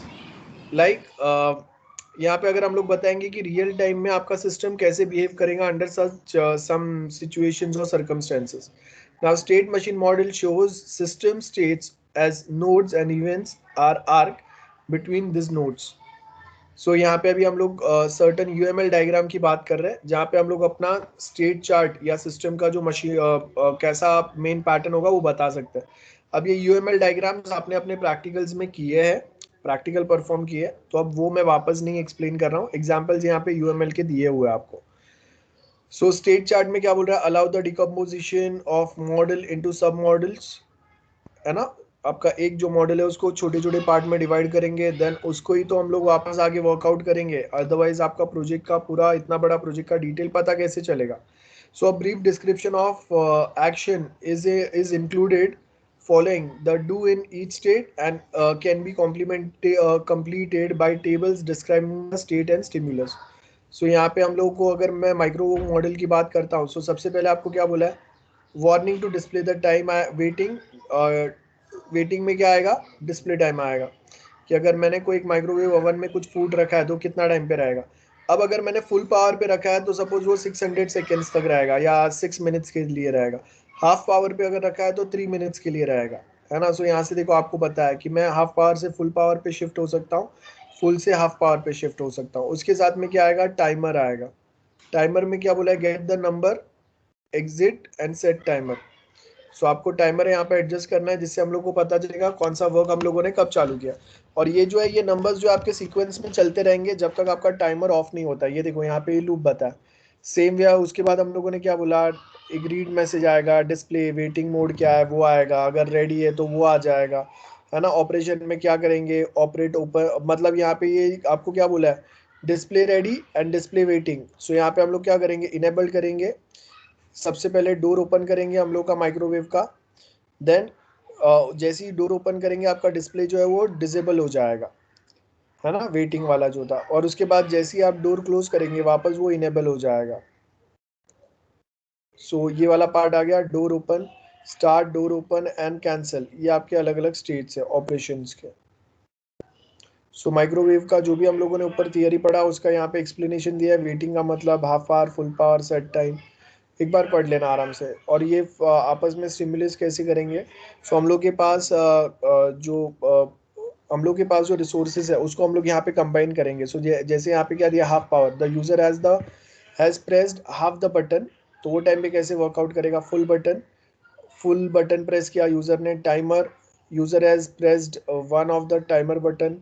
Number, user has pressed the numeric key. Door open, the owner, the oven door switch is not closed, है ना। तो वो time पे open door signal आएगा। Close door बहुत simple है। Start and cancel, ये आपके स्टेट्स है। सो यहाँ पे वही हम लोग बता रहे, देखो ये पूरे डायग्राम में। सो ये पूरे डायग्राम में हम लोग क्या बता रहे बेसिकली,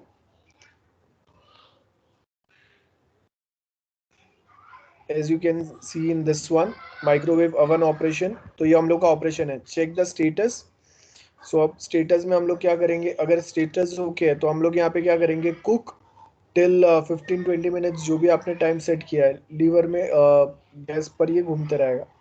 उसके बाद में टाइम आउट में क्या बोल रहा है, डन, डू, बजर और फॉर 5 सेकेंड्स। हम लोग यहाँ पे क्या करेंगे, कोई यहाँ पे देखो जैसे आपको टाइम आउट अगर हो गया, if time out is done तो हम लोग क्या करेंगे, बजर प्रेस करेंगे, है ना। तो ओवन में आपका खाना बन गया वो पता चलना चाहिए, वेटिंग मोड पे जाएगा। या फिर हम लोग डायरेक्टली इसको कैंसिल भी कर सकते हैं। मुझे लगता है कि अगर मुझे पूरा टाइमर कंप्लीट नहीं करना है तो मैं ये भी कर सकता हूँ। देन यहाँ पे क्या बोला है देखो, चेकिंग द स्टेटस। तो सबसे पहले हम लोगों ने क्या बोला है, अलार्म है, डू डिस्प्ले द अलार्म और इवेंट। कभी कभी आएगा जब या तो कोई एक फॉल्ट आ रहा है या फिर आपका जो डिस्प्ले है वो खराब हो गया, या फिर एग्जैक्टली हम लोग टाइम मेजर नहीं कर पा रहे, तभी आएगा। और उसके हिसाब से आपके जो डोर ओपन थे वो भी अभी क्या हो गए, डिसेबल हो गए और एल्स क्लोज हो गए, है ना। ये पॉइंट आएगा इसमें। Then semantic data models, some basic points दिए आपको।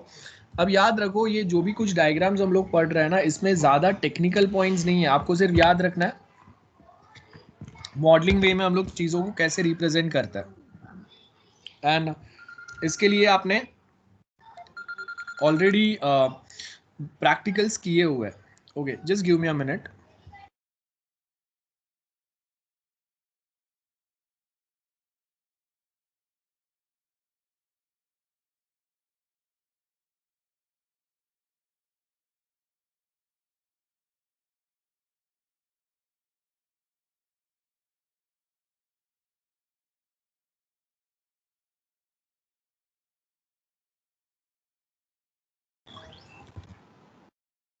सो यहाँ पे देखो आपको वो सेम डेटा मॉडल्स के बारे में दिया है, माइक्रोवेव का ऑपरेशन बताया। अब यहाँ पे माइक्रोवेव का ऑपरेशन है, इसको छोड़ के आप बाकी के बहुत सारे सच ऑपरेशंस जो है वो आप बता सकते हैं। इसको हम लोग क्या बोलते हैं, डेटा मॉडल या डेटा मॉडलिंग, है ना। तो यहाँ पे आपको सेम वे में देखो माइक्रोवेव का ओवन का सिमुलेशन कैसे होगा। सिंपल, अगर मैं ओवन में कुछ फूड रख रहा हूँ, कुक कर रहा हूँ, टाइमर लगा रहा हूँ, टाइमर कंप्लीट होगा तो बजर बजना चाहिए। टाइमर अगर इनकम्प्लीट है और बीच में ही अगर कोई प्रॉब्लम आ रहा है तो भी आपको नोटिफिकेशन आना चाहिए, ये सब आएगा। नाउ नेक्स्ट आपको क्या बोल रहे हैं, देखो यहाँ पे ध्यान से, semantic data models which are use to define the logical structure of data processed by the system. अब यहाँ पे हम लोग डेटा बेस की बात कर रहे हैं। आप जब कोई डेटा दोगे वो प्रोसेस कैसे होगा, वो स्टोर कैसे होगा, उसको हम लोग कैसे वर्कआउट करेंगे, उस वो पॉइंट्स पे बात कर रहे हैं। और उसके लिए डेटाबेस का रिलेशंस बताने के लिए हम लोग यहाँ पे एंटिटी रिलेशंस मॉडल बनाते हैं, जिसको हम लोग ईआर डायग्राम बोलते हैं। एंटिटीज क्या है, मेरे पास एक स्टूडेंट मॉड्यूल है, सॉरी स्टूडेंट टेबल है डेटाबेस में। अब वो स्टूडेंट टेबल में सपोज 10 स्टूडेंट का डिटेल स्टोर है, तो student 1 that is 1 entity, student 2 second entity है, तो वैसे मेरे पास एक टेबल में 10 एंटिटीज है। तो ये रोल नंबर 1 को अगर एग्जाम अटेम्प्ट करना है तो रोल नंबर 1 जो स्टूडेंट टेबल में डेटा है जिसका, जो एंटिटी का, वो एग्जाम वाले टेबल के साथ में कैसे कनेक्ट होगा। प्राइमरी की फॉरेन की रिलेशन आ सकता है दो टेबल्स के बीच में, तो वही रिलेशन हम लोग यहाँ पे बताएंगे कि कौन सा टेबल कौन से दूसरे टेबल के साथ कैसे लिंक्ड है, कैसे कनेक्टेड है। ठीक है, दिस आर द एग्जाम्पल्स। सो यहाँ पे अगर आप देखेंगे एंटिटी रिलेशनशिप डायग्राम ऐसे ही कोई वे में हम लोग बताते हैं, जहाँ पे हम लोग उनमें प्राइमरी की फॉरेन की या फिर हम लोग अगर रिलेशन बताते हैं तो 1 to many, many to 1, कौन से टाइप के रिलेशंस है। फॉर एग्जाम्पल यहाँ पे देखो, आपको एक एग्जाम्पल दिया हुआ है, ये काफी बड़ा हो गया। हाँ, so as you can see यहाँ पे आपके पास अलग अलग टेबल्स है। आई थिंक दिख नहीं रहा है। ओके, सो देखो, we have a airplane, this is the entity. इसके एट्रीब्यूट्स क्या है पता है, रजिस्ट्रेशन नंबर। अब ये इसके और एयरपोर्ट के बीच में एक रिलेशन है। So many airplane is based on one airport, मतलब कोई एक एयरपोर्ट पे वो लैंड होंगे, तो क्या हो गया, 1 to many रिलेशन आ गया। एयरपोर्ट के अभी दो एट्रीब्यूट्स है, एयरपोर्ट आईडी होगा और एयरपोर्ट का कैपेसिटी होगा, कि वहाँ पे वो अगर बड़ा एयरपोर्ट है तो 10-20 प्लेन्स वहाँ पे रह सकते हैं, 30 प्लेन्स रह सकते हैं, वो कैपेसिटी हम लोग बताएंगे, है ना। और उसके आगे क्या बोला है, एयरपोर्ट के अंदर बहुत सारा उनके नेबर्स के साथ अलग अगेन रिलेशंस रहेंगे, कि ओके अगर यहाँ पे अगर कोई प्लेन लैंड नहीं हो सकता तो इमरजेंसी लैंडिंग हम लोग कहाँ पे करेंगे, वो सब है। एयरप्लेन टाइप्स, ये हम लोग का नेक्स्ट एंटिटी है।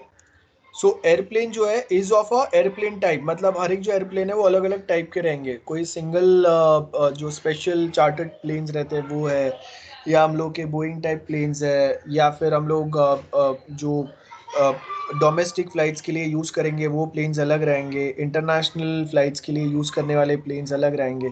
तो अगेन यहाँ पे आपको क्या बोला है, airplane is an entity which is in a relation with airplane, और यहाँ पे रिलेशन क्या है, मैनी टू वन। देखो यहाँ पे n लिखा है, यहाँ पे 1 लिखा है। सो this is the type of ER diagrams. ऐसे कुछ डायग्राम्स जो है वो हम लोग रिप्रेजेंट करते हैं, जिससे हम लोग जो हम लोग का जो प्रोजेक्ट है वहाँ पे हम लोग रिलेशंस बताते हैं। सो यहाँ पे आपको क्या बोला है, देखो सेम वे में, entity relationship sets out the entities in the system, relation between this entities and their attributes. बराबर है। तो अगर मैं बोल रहा हूँ स्टूडेंट टेबल है, तो वहाँ पे स्टूडेंट जो है वो अगर एंटिटी है तो उनके एट्रीब्यूट्स क्या रहेंगे, student roll number, name, address, this are the attributes. और इन शॉर्ट आप देख लो कि आपका कोई एक टेबल है और वो टेबल में जो कॉलम्स है ना, जो अलग अलग इंफॉर्मेशन सेव करेंगे वो टेबल जो भी बारे में है उसके बारे में, वो एट्रीब्यूट्स हो गए। तो अगर मेरे पास स्टूडेंट टेबल है तो स्टूडेंट टेबल में जितने अलग अलग कॉलम हेडिंग रहेंगे दोज आर द एट्रीब्यूट्स। तो स्टूडेंट टेबल में अगर student roll number, name, address, email ID, mobile number, this are considered as the attribute of student entity. ये एक सालों से हम लोग यूज कर रहे हैं। आप प्रोजेक्ट भी बनाएंगे तो वहां पे भी ऐसे हम लोग ER डायग्राम्स रिप्रेजेंट करेंगे, जिससे डेटाबेस रिलेशंस जो है वो बहुत इजीली हम लोग समझ पाते हैं। और इसके साथ में हम लोग ये भी बताते हैं, मतलब डिटेल में जब अगर हम लोग कभी बनाएंगे तो वहाँ पे ये भी बताते हैं कि कौन से टेबल में कौन सा कॉलम प्राइमरी की है, कौन से टेबल में कौन सा टेबल फॉरेन की होगा। सो वो हम लोग बताएंगे। देन उसके आगे UML, यहाँ पे आपको क्या बोला है, no specific notation provided in the UML but object and associations can be used. So यहाँ पे आपको अगेन एक लाइब्रेरी सिमेंटिक दिया हुआ है, जिसमें 1 to many ER रिलेशन जो हम लोगों ने देखा वैसा कुछ पैटर्न बताया हुआ है। सो यहाँ पे अगर आप देखेंगे लाइब्रेरी सिस्टम, सो अब आपको एंटिटीज कैसे बताया, देखो ये मेरा बायर जो है ये मेरा टेबल का नाम है, ध्यान से देखो, buyer is the name of table and order is again another table. ये ऑर्डर जो है ये टेबल का नाम है, we have a order table, we have a buyer table. So one buyer can place multiple orders, तो इसके लिए यहाँ पे क्या है, 1 to many रिलेशंस है। देन ऑर्डर, ऑर्डर में हम लोग क्या लिख रहे हैं, we can order different articles. या डिफरेंट बुक्स या डिफरेंट फाइल्स। सो यहाँ पे आपको क्या बोला, ये डिफरेंट आर्टिकल्स जो है ना वो कंबाइन होंगे या फिर अलग अलग आर्टिकल मल्टीपल ऑर्डर्स में आ सकते हैं। जैसे कोई एक बुक है XYZ कोई एक ऑथर का, तो इट माइट पॉसिबल ना मल्टीपल ऑर्डर्स आ सकते हैं फॉर वन आर्टिकल या for one author. Then next आपको क्या बोला है, ये आर्टिकल्स जो भी आ रहे हैं न्यूज़पेपर के, नॉवल के, मैगजीन्स के, जो भी आर्टिकल्स है, ये अभी आप मैनी टू मैनी रिलेशंस में रहेंगे तो आप ऐसे मल्टीपल आर्टिकल्स जो है अपने डिफरेंट सोर्सेस में पब्लिश कर सकते हैं। एंड उसके बाद में आपको क्या बोला है, country. So one in one क्या होगा, कॉपीराइट्स, फॉर्म, टैक्स रेट, ये जो भी कुछ है वो कंपनी का यहाँ पे डिफाइंड रहेगा और उसके बेस के ऊपर हम लोग काम करेंगे। सो कॉपीराइट एजेंसी, ये बेसिक पॉइंट्स है। आई होप आपको समझा रहेगा, इतना कोई डिफिकल्ट चीज़ नहीं है। अगर कुछ डाउट्स है तो पूछ लो। Anyone any doubts? I hope बहुत सिंपल है। नाउ डेटा डिक्शनरी, डिक्शनरी का मतलब क्या रहता है, हम लोग ऑक्सफोर्ड डिक्शनरी यूज करते हैं, इंग्लिश का डिक्शनरी, हिंदी, मराठी, बहुत बार हम लोग ऐसे डिक्शनरी भी यूज करते हैं। तो कोई एक स्पेसिफिक वर्ड का मतलब क्या है वो वहाँ पे डिस्क्राइब करके बता रहेगा। तो exactly same way data dictionary का मतलब है कि कौन से टेबल्स हम लोगों ने क्यों रखे हैं, कौन से कॉलम के क्या नाम है, तो उसमें कौन से टाइप का डेटा स्टोर होगा, उसका पूरा डिक्शनरी बताएगा।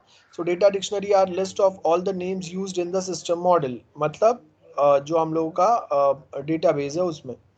Now description of entity, relation and the attributes are also included. Advantage क्या दिए, support name management and avoid duplication and store of organizational knowledge, linking analysis, design and implementation. So ये आपके points है। Data dictionary entities क्या बोले, we have different articles and उसके यहाँ पे description है और उसका type है and यहाँ पे उसका date है।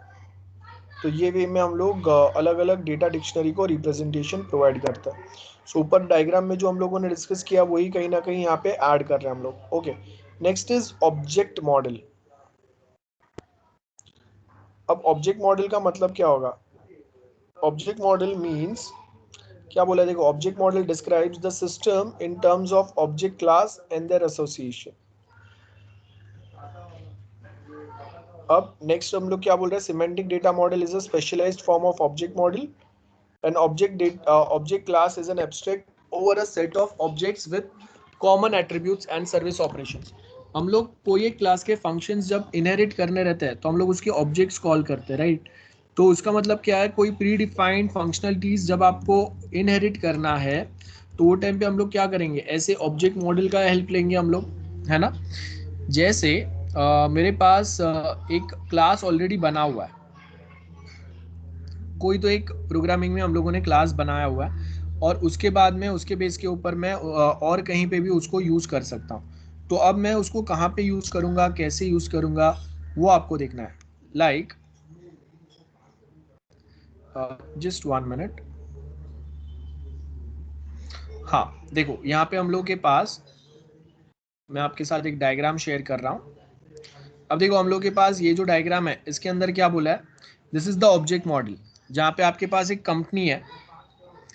अब कंपनी के अंदर अगर आप देखेंगे तो हम लोग के पास क्या है, दो वेरिएबल्स है या डेटा मेंबर्स बोलेंगे हम लोग। देन उसके नीचे हम लोग के फंक्शंस है। तो ये आपका ऑब्जेक्ट ओरिएंटेड प्रोग्रामिंग का एक क्लास है। Okay, this is hour one class जिसके अंदर आपके पास क्या क्या चीजें मिले हुए हैं वो ध्यान से देखो। फर्स्ट आपको यहाँ पे क्या मिला है, वी हैव कंपनी, ये क्लास का नाम है। उसके बाद ये उसके वेरिएबल्स है या इसको हम लोग डेटा मेंबर बोलेंगे। आपका जो क्लास है उसका फुल फॉर्म क्या होता है, उसका डेफिनेशन क्या होता है, class is collection of data members and member function. Data members का मतलब वेरिएबल्स होता है, मेंबर फंक्शन का मतलब फंक्शंस ही होता है। अब ये जो क्लास है this is the parent class and suppose ये क्लास को हम लोग कॉल कर रहे हैं at multiple other programs, customer, booking and car. तो अब ये ऑब्जेक्ट क्लास वर्कआउट कैसे होगा, देखो जो कोई कस्टमर है, अब ये कस्टमर को सपोज कोई एक कार रिक्वायर्ड है तो उसने क्या किया, नेम एंड स्ट्रिंग दिया, मतलब कस्टमर का नेम है और एड्रेस है। तो हम लोग क्या करेंगे, ये अपडेट करेंगे। देन बुकिंग है, अब कस्टमर को क्या चाहिए, कोई एक कंपनी का कार बुक करना है तो उसने क्या किया, start date, end date, booking category कौन सा है, देन वो बुकिंग ओपन है क्या, करंटली वो अवेलेबल है क्या, बुकिंग क्लोज हो गया क्या है, वो उसके बेस के ऊपर we can assign a car और ये क्लास जो है वो क्लोज हो जाएगा, बराबर है। ऊपर के ये जो स्टार्ट डेट एंड डेट ये सारे वेरिएबल्स है एंड ये सारे फंक्शंस है हम लोगों के। सेम वे कार में भी क्या बोला है, कार नंबर होगा, कार का कैटेगरी होगा, ब्रांड होगा, अवेलेबल है कि नहीं वो बताएंगे हम लोग, है ना, और पिकअप कहाँ से हो सकता है वो बता सकते हैं हम लोग। तो ये देखो this are the object model जहाँ पे हम लोगों ने कंपनी वाला जो एक क्लास है, बराबर है, उसको हम लोग यहाँ पे इनहेरिट कर रहे हैं बुकिंग में, और जहाँ से कस्टमर कार बुकिंग करेगा तो वो टाइम पे बुकिंग वाला जो मेरा मेन प्रोग्राम है that will be interacting with 3 programs, एक कंपनी, एक कार और एक कस्टमर। ये आपके ऑब्जेक्ट मॉडल हो गए, तो सबके बीच में ये वे में इंटरैक्शन होगा। नाउ नेक्स्ट अगर आप देखेंगे, आपको यहाँ पे क्या बोला है, we have different object models like inheritance हो सकता है, इंटरैक्शन हो सकता है, एग्रीगेशन हो सकता है। सो वैसे ही अभी हम लोगों ने जो मॉडल देखा वो कौन से टाइप का था, ऑलमोस्ट इनहेरिटेंस टाइप का ही था, बराबर है, हायरार्किकल इनहेरिटेंस टाइप का था। सो यहाँ पे आपको क्या बोला है, natural way of reflecting real world entity manipulated bye the system. और उसके आगे आपके पास इनहेरिटेंस मॉडल है। नाउ रिमेंबर जो हम लोग ऑब्जेक्ट ओरिएंटेड प्रोग्रामिंग में इनहेरिटेंस मॉडल पढ़ते हैं ना, वही सेम है इनहेरिटेंस मॉडल। सो यहाँ पे आपको सेम एग्जांपल दिया हुआ है, देखो इनहेरिटेंस मॉडल का, सॉरी ये वाला है। सो देखो इनहेरिटेंस मॉडल में क्या क्या चीजें आएंगे। तो फर्स्ट आपके पास यहाँ पे एक जो क्लास दिया है वो क्लास का नाम क्या है, लाइब्रेरी आइटम्स। अब उसके अंदर हम लोगों के पास लाइब्रेरी आइटम वाला जो क्लास है उसके अंदर मल्टीपल वेरिएबल्स है। वेरिएबल्स कौन से है, catalogue number, acquisition date, cost, type, status, number of copies. And हम लोग के पास जो फंक्शन है वो कौन सा है, acquire, catalogue, dispose, issue, return, ये सारे आपके फंक्शंस है। ये राउंड ब्रैकेट दिख रहा है ना उसके आगे, दोज आर द फंक्शंस। अब यहाँ पे आपके पास क्या बोला है, देखो we have 2 classes, book and magazine. और ये किसके इसका पेरेंट क्लास कौन है, तो published item, this is the parent class. So आप देखो कि library item is the grand parents, published item and record items are parents, and ये उनके बच्चे हैं, ठीक है। सो यहाँ पे आपको क्या बोला है, we have a published item जिसके अंदर टाइटल है एंड पब्लिशर है, दो ही चीज है, बहुत सिंपल से, कोई बड़ा काम नहीं है। Then same way record items जो है, रिकॉर्डेड आइटम्स, उसके अंदर क्या रहेगा, कौन सा स्पेसिफिक स्पीच या लेक्चर आपने रिकॉर्ड किया है, उसका टाइटल और उसका मीडियम आएगा, बराबर है। एंड उसके नीचे अगर आप देखेंगे पब्लिश्ड आइटम में आप दो वे में चीजों को पब्लिश कर सकते हैं, either you can publish it in book और मैगजीन, है ना। And same way recorded items जो अगर रहेंगे तो वो दो वे में वहाँ रिकॉर्ड हो सकते हैं, या तो फिल्म वे में रिकॉर्ड होगा या कंप्यूटर प्रोग्राम वे में रिकॉर्ड होगा, that's it, okay. So as you can see here, यहाँ पे ये आपका ऑब्जेक्ट मॉडल है। सो आई होप ये ऑब्जेक्ट मॉडल समझा है। Just give me a minute.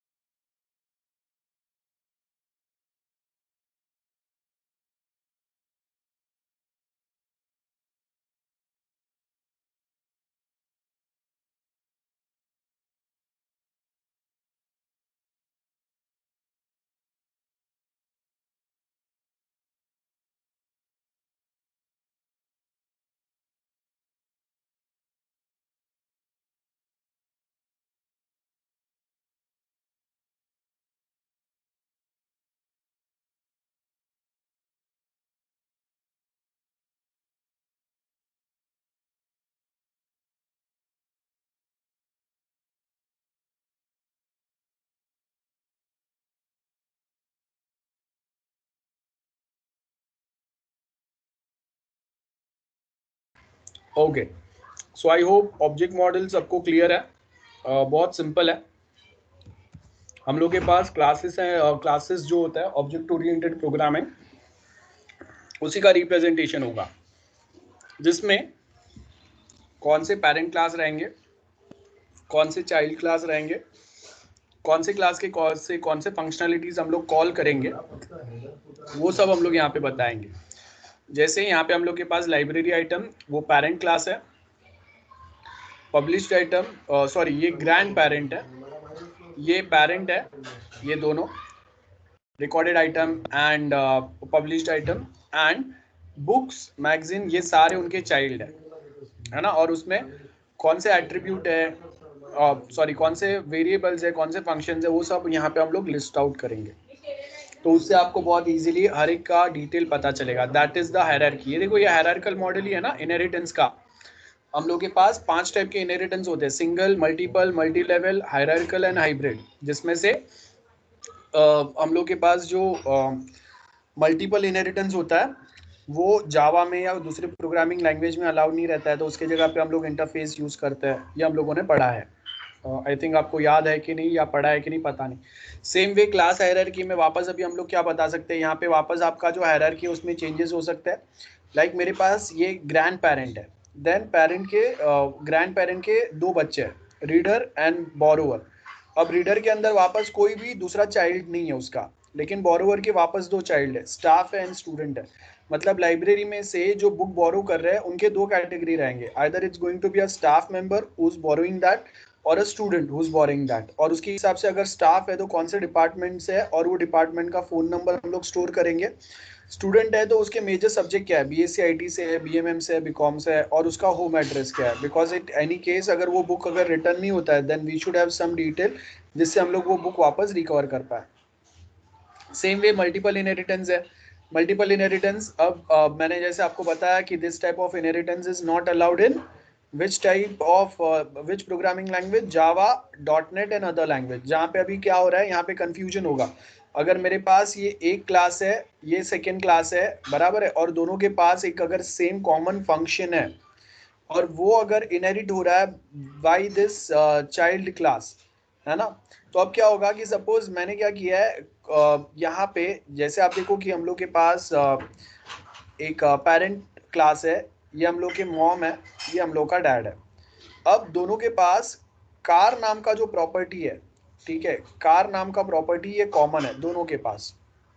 अब प्रॉब्लम क्या हो रहा है कि जो पेरेंट के पास जो कार नाम का प्रॉपर्टी है दैट इज मॉम के पास, वो उन्होंने अलाउ नहीं किया, एंड डैड के पास जो कार नाम का प्रॉपर्टी है वो अलाउ किया उन्होंने। तो यहाँ पे मॉम ने सपोज डैड ने कार अलाउ नहीं किया, ठीक है, यहाँ पे ये कार मुझे अलाउड नहीं है, बट मॉम से मैंने रिक्वेस्ट किया, वहां से मुझे मिल गया। सो अब क्या हो रहा है कि ये एक सेम प्रॉपर्टी मुझे 2 क्लास से इनहेरिट हो रहा है ना। So that will create a ambiguity, confusion, कि अभी मुझे कार यहाँ से भी ऑफर हो रहा है, यहाँ से भी ऑफर हो रहा है, तो मैं कहाँ से लूँ। दूसरी बात कि अगर कोई एक प्रॉपर्टी पेरेंट क्लास अगर ब्लॉक कर रहा है तो भी सेकेंड क्लास से हम लोग वो प्रॉपर्टी ले पा रहे हैं, तो अगेन ये सिक्योरिटी लूप होल हो गया। थर्ड थिंग, अगर दोनों ही ऑफर कर रहे हैं तो फिर मैं कहाँ से लूंगा, है ना। सो ये हम लोग के पास सर्टन कंफ्यूजन रहता है, सर्टन प्रॉब्लम्स रहता है। इसके लिए ये वाला जो मल्टीपल इनहेरिटेंस जो है वो अगर आप देखेंगे तो हम लोग जावा जैसे प्रोग्रामिंग लैंग्वेज में हम लोग मल्टीपल इनहेरिटेंस के जगह पे इंटरफेस यूज करते हैं, जिससे ये सारे प्रॉब्लम्स हम लोग के सॉल्व हो जाए। अब यहाँ पे आपको क्या बोला है, देखो ये वाला एग्जांपल में we have 2 parent class, book है एंड वॉइस रिकॉर्डिंग है, और हम लोग के पास एक चाइल्ड क्लास है दैट इज टॉकिंग बुक। अब ये जो टॉकिंग बुक है वो क्या क्या चीजें इनहेरिट कर रहा है, तो बुक में से वो क्या इनहेरिट करेगा, author, editor, publication date and ISBN number. And यहाँ पे नेक्स्ट हम लोग क्या करेंगे, स्पीकर, ड्यूरेशन, रिकॉर्डिंग डेट, ये सब इनहेरिट करेंगे। और ये किसके पास जाएगा, चाइल्ड क्लास के पास जाएगा, जिसके अपने खुद के रिकॉर्डिंग टेप्स है ना, जिसमें ये सारे प्रॉपर्टीज हम लोग यूज करेंगे। Object aggregation, so object aggregation में क्या बोला है ना, aggregation of model shows how classes that are collection are composed. An aggregation model shows how classes that are collections are composed of other classes, है ना। so how many classes are there और वो दूसरे कौन से class से connect हो रहे हैं। so एग्रीगेशन मॉडल में यही आएगा। एग्रीगेट ऑपरेटर्स क्या रहते हैं आपके, मीन, मैक्स, एवरेज, सम, ये सारे आपके एग्रीगेट ऑपरेटर्स रहते हैं। तो एग्जैक्टली सेम वे यहाँ पे अगर आप देखेंगे तो आपको यहाँ पे क्या दिया है, एग्रीगेट मॉडल के अंदर we have aggregate models are similar to the part of relation in semantic models. जैसे यहाँ पे मेरे पास क्या है, एक स्टडी पैक है, बराबर है। अब स्टडी पैक के अंदर आपको क्या क्या चीजें मिल रही है, देखो एक कोर्स टाइटल है, नंबर है, ईयर है, इंस्ट्रक्टर्स कौन रहेंगे उसके लिए। अब इसके अंदर दूसरे कलेक्शंस कौन से आएंगे, तो अब ये जो स्टडी पैक है उसके सपोज कोई असाइनमेंट्स है, उसके कोई स्लाइड्स हम लोगों ने प्रोवाइड किए है ना, लेक्चर नोट्स रहेंगे एंड उनके वीडियो लेक्चर्स रहेंगे। ये आपके फिजिकल नोट्स है, ये आपके पीपीडीज टाइप कोई स्लाइड्स है जो यूज हो रहा है लेक्चर में बहुत शॉर्ट पॉइंट्स के साथ में। ये आपके कंप्लीट वीडियो लेक्चर्स है जो अगर आपको रिविजिट करना है। देन उसके बेस के ऊपर आपको अगर क्लास में कुछ असाइनमेंट्स दिए वो ये यहाँ पे उसका डिटेल स्टोर रहेगा। एंड उसके बेस के ऊपर आपको खुद से अगर कुछ एक्सरसाइज करना है और कोई क्वेश्चंस आपको खुद से सॉल्व करने दिए, कोई प्रोग्राम्स आपको खुद से लिखने दिए और उसके सॉल्यूशंस, उसके आंसर्स जो है वो यहाँ पे दिए। सो आप देखो this are the aggregate object aggregation, जहाँ पे मल्टीपल वेज से हम लोग क्या करेंगे, वो चीजों को कंबाइन करने की ट्राई कर रहे हैं। ओके, सो यहाँ पे आपको क्या बोला है, behavioural model shows the interaction between objects to produce some particular system behaviour that is specified as use case diagram. तो अगर केस मॉडल अगर मुझे बनाना है तो यही वे में हम लोग को क्लासेस को आपस में एग्रीगेट करना पड़ेगा, जिसमें से हर एक क्लास जो है वो कोई ना कोई दूसरे फंक्शनलिटी एक दूसरे के पास से इनहेरिट करेंगे, कंबाइन करेंगे। तो वो कॉम्बिनेशन कैसे होगा, वो चीजें कैसे वर्कआउट करेंगे, वो यहाँ पे लिया है। Okay, object modelling behaviour. So object modelling behaviour में हम लोग वो सेम जो ऊपर एग्रीगेट क्लासेस हम लोगों ने बताए थे उसको हम लोग यहाँ पे रिप्रेजेंट करेंगे इन अ डायग्रामेटिक मैनर। तो जैसे मेरे पास यहाँ पे लाइब्रेरी यूजर है, तो लाइब्रेरी यूजर के पास ही can look up for a catalogue, बराबर है। तो उसको क्या होगा, कैटलॉग डिस्प्ले होगा। अब वो कैटलॉग के अंदर लाइब्रेरी में कौन से books, reference books, articles, video video library अगर है तो कौन से वीडियो लेक्चर्स, कोर्सेज अवेलेबल है वो बताएगा। अब यूजर, लाइब्रेरी यूजर क्या करेगा, it will issue a request, बराबर है। तो यहाँ पे क्या होगा, लाइब्रेरी आइटम क्या करेंगे, they will issue a licence against this. Now अगर लाइसेंस अगर एक्सेप्ट हो गया then they can compress this and उसके बाद में ये सेम जो मॉडल है उसका डिलीवरी हो जाएगा। That's it. तो ये आपके डायग्राम्स हो गए जो हम लोग प्रैक्टिकल में ऐसे डायग्राम परफॉर्म करते हैं। तो ये आप देखो ये सर्टेन प्रैक्टिकल चीज है। अभी आप देखेंगे तो ये आपको इसमें ज्यादा पढ़ने की जरूरत नहीं है, अगर आपने प्रैक्टिकल परफॉर्म किया तो सेम कंसेप्ट यहाँ पे अप्लाई हो रहा है। नेक्स्ट आपको क्या बोला है, we have an object oriented method for requirement engineering, जिसमें सबसे पहले क्या बोला है, elicit requirement, identifying view points, then conduct interview and ethnography. Object oriented method में अगर आपको रिक्वायरमेंट्स, एलिसिट रिक्वायरमेंट है ना, एलिसिट रिक्वायरमेंट बोला है। देखो एलिसिट रिक्वायरमेंट मतलब यहाँ पे हम लोग क्या बोल रहे हैं कि एलिसिट रिक्वायरमेंट्स जो है हम लोगों के, सो उसका मतलब क्या रहेगा,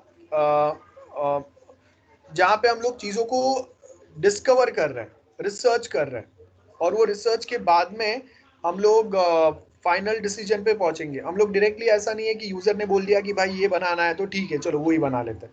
हम लोग के पास अलग से एक टेक्निकल एनालिसिस टीम रहेगा जो रिसर्च करेगा, जो आपके साथ डिस्कशन करेगा कि भाई एग्जैक्टली क्या आपके रिक्वायरमेंट्स है, और उसके बेस के ऊपर then we will be working out.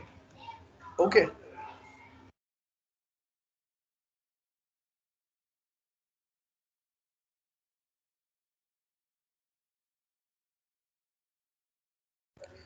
तो एलिसिट रिक्वायरमेंट के अंदर यही पॉइंट्स आएंगे जिसमें हम लोग रिसर्च वर्क होगा। रिसर्च वर्क मतलब क्या होगा, जहाँ पे हम लोग कॉस्टिंग के बारे में देखेंगे, क्या डॉक्यूमेंट्स है वो देखेंगे, कितना ड्यूरेशन लगेगा वो देखेंगे, किन के साथ हम लोग की कम्युनिकेशन हो रहा है, तो वहाँ पे उनके क्या प्रॉब्लम्स आ रहे हैं, क्या हम लोगों ने एनालाइज या आइडेंटिफाई कर पाया।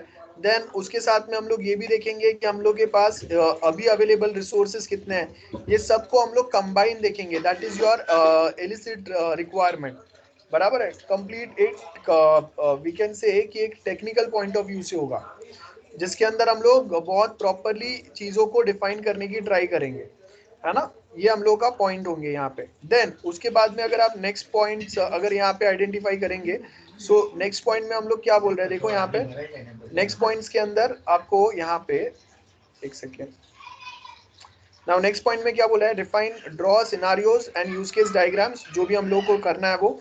उसके आगे refine use case with functional decomposition, जहाँ पे हम लोग बताएंगे कि ओके ये हम लोग के यूज केस है और उसके हिसाब से ये वे में हम लोग के यहाँ पे ये फंक्शंस अप्लाई होंगे। पूरा यूज केस के बेस के ऊपर नंबर ऑफ फंक्शंस हम लोग आइडेंटिफाई करेंगे।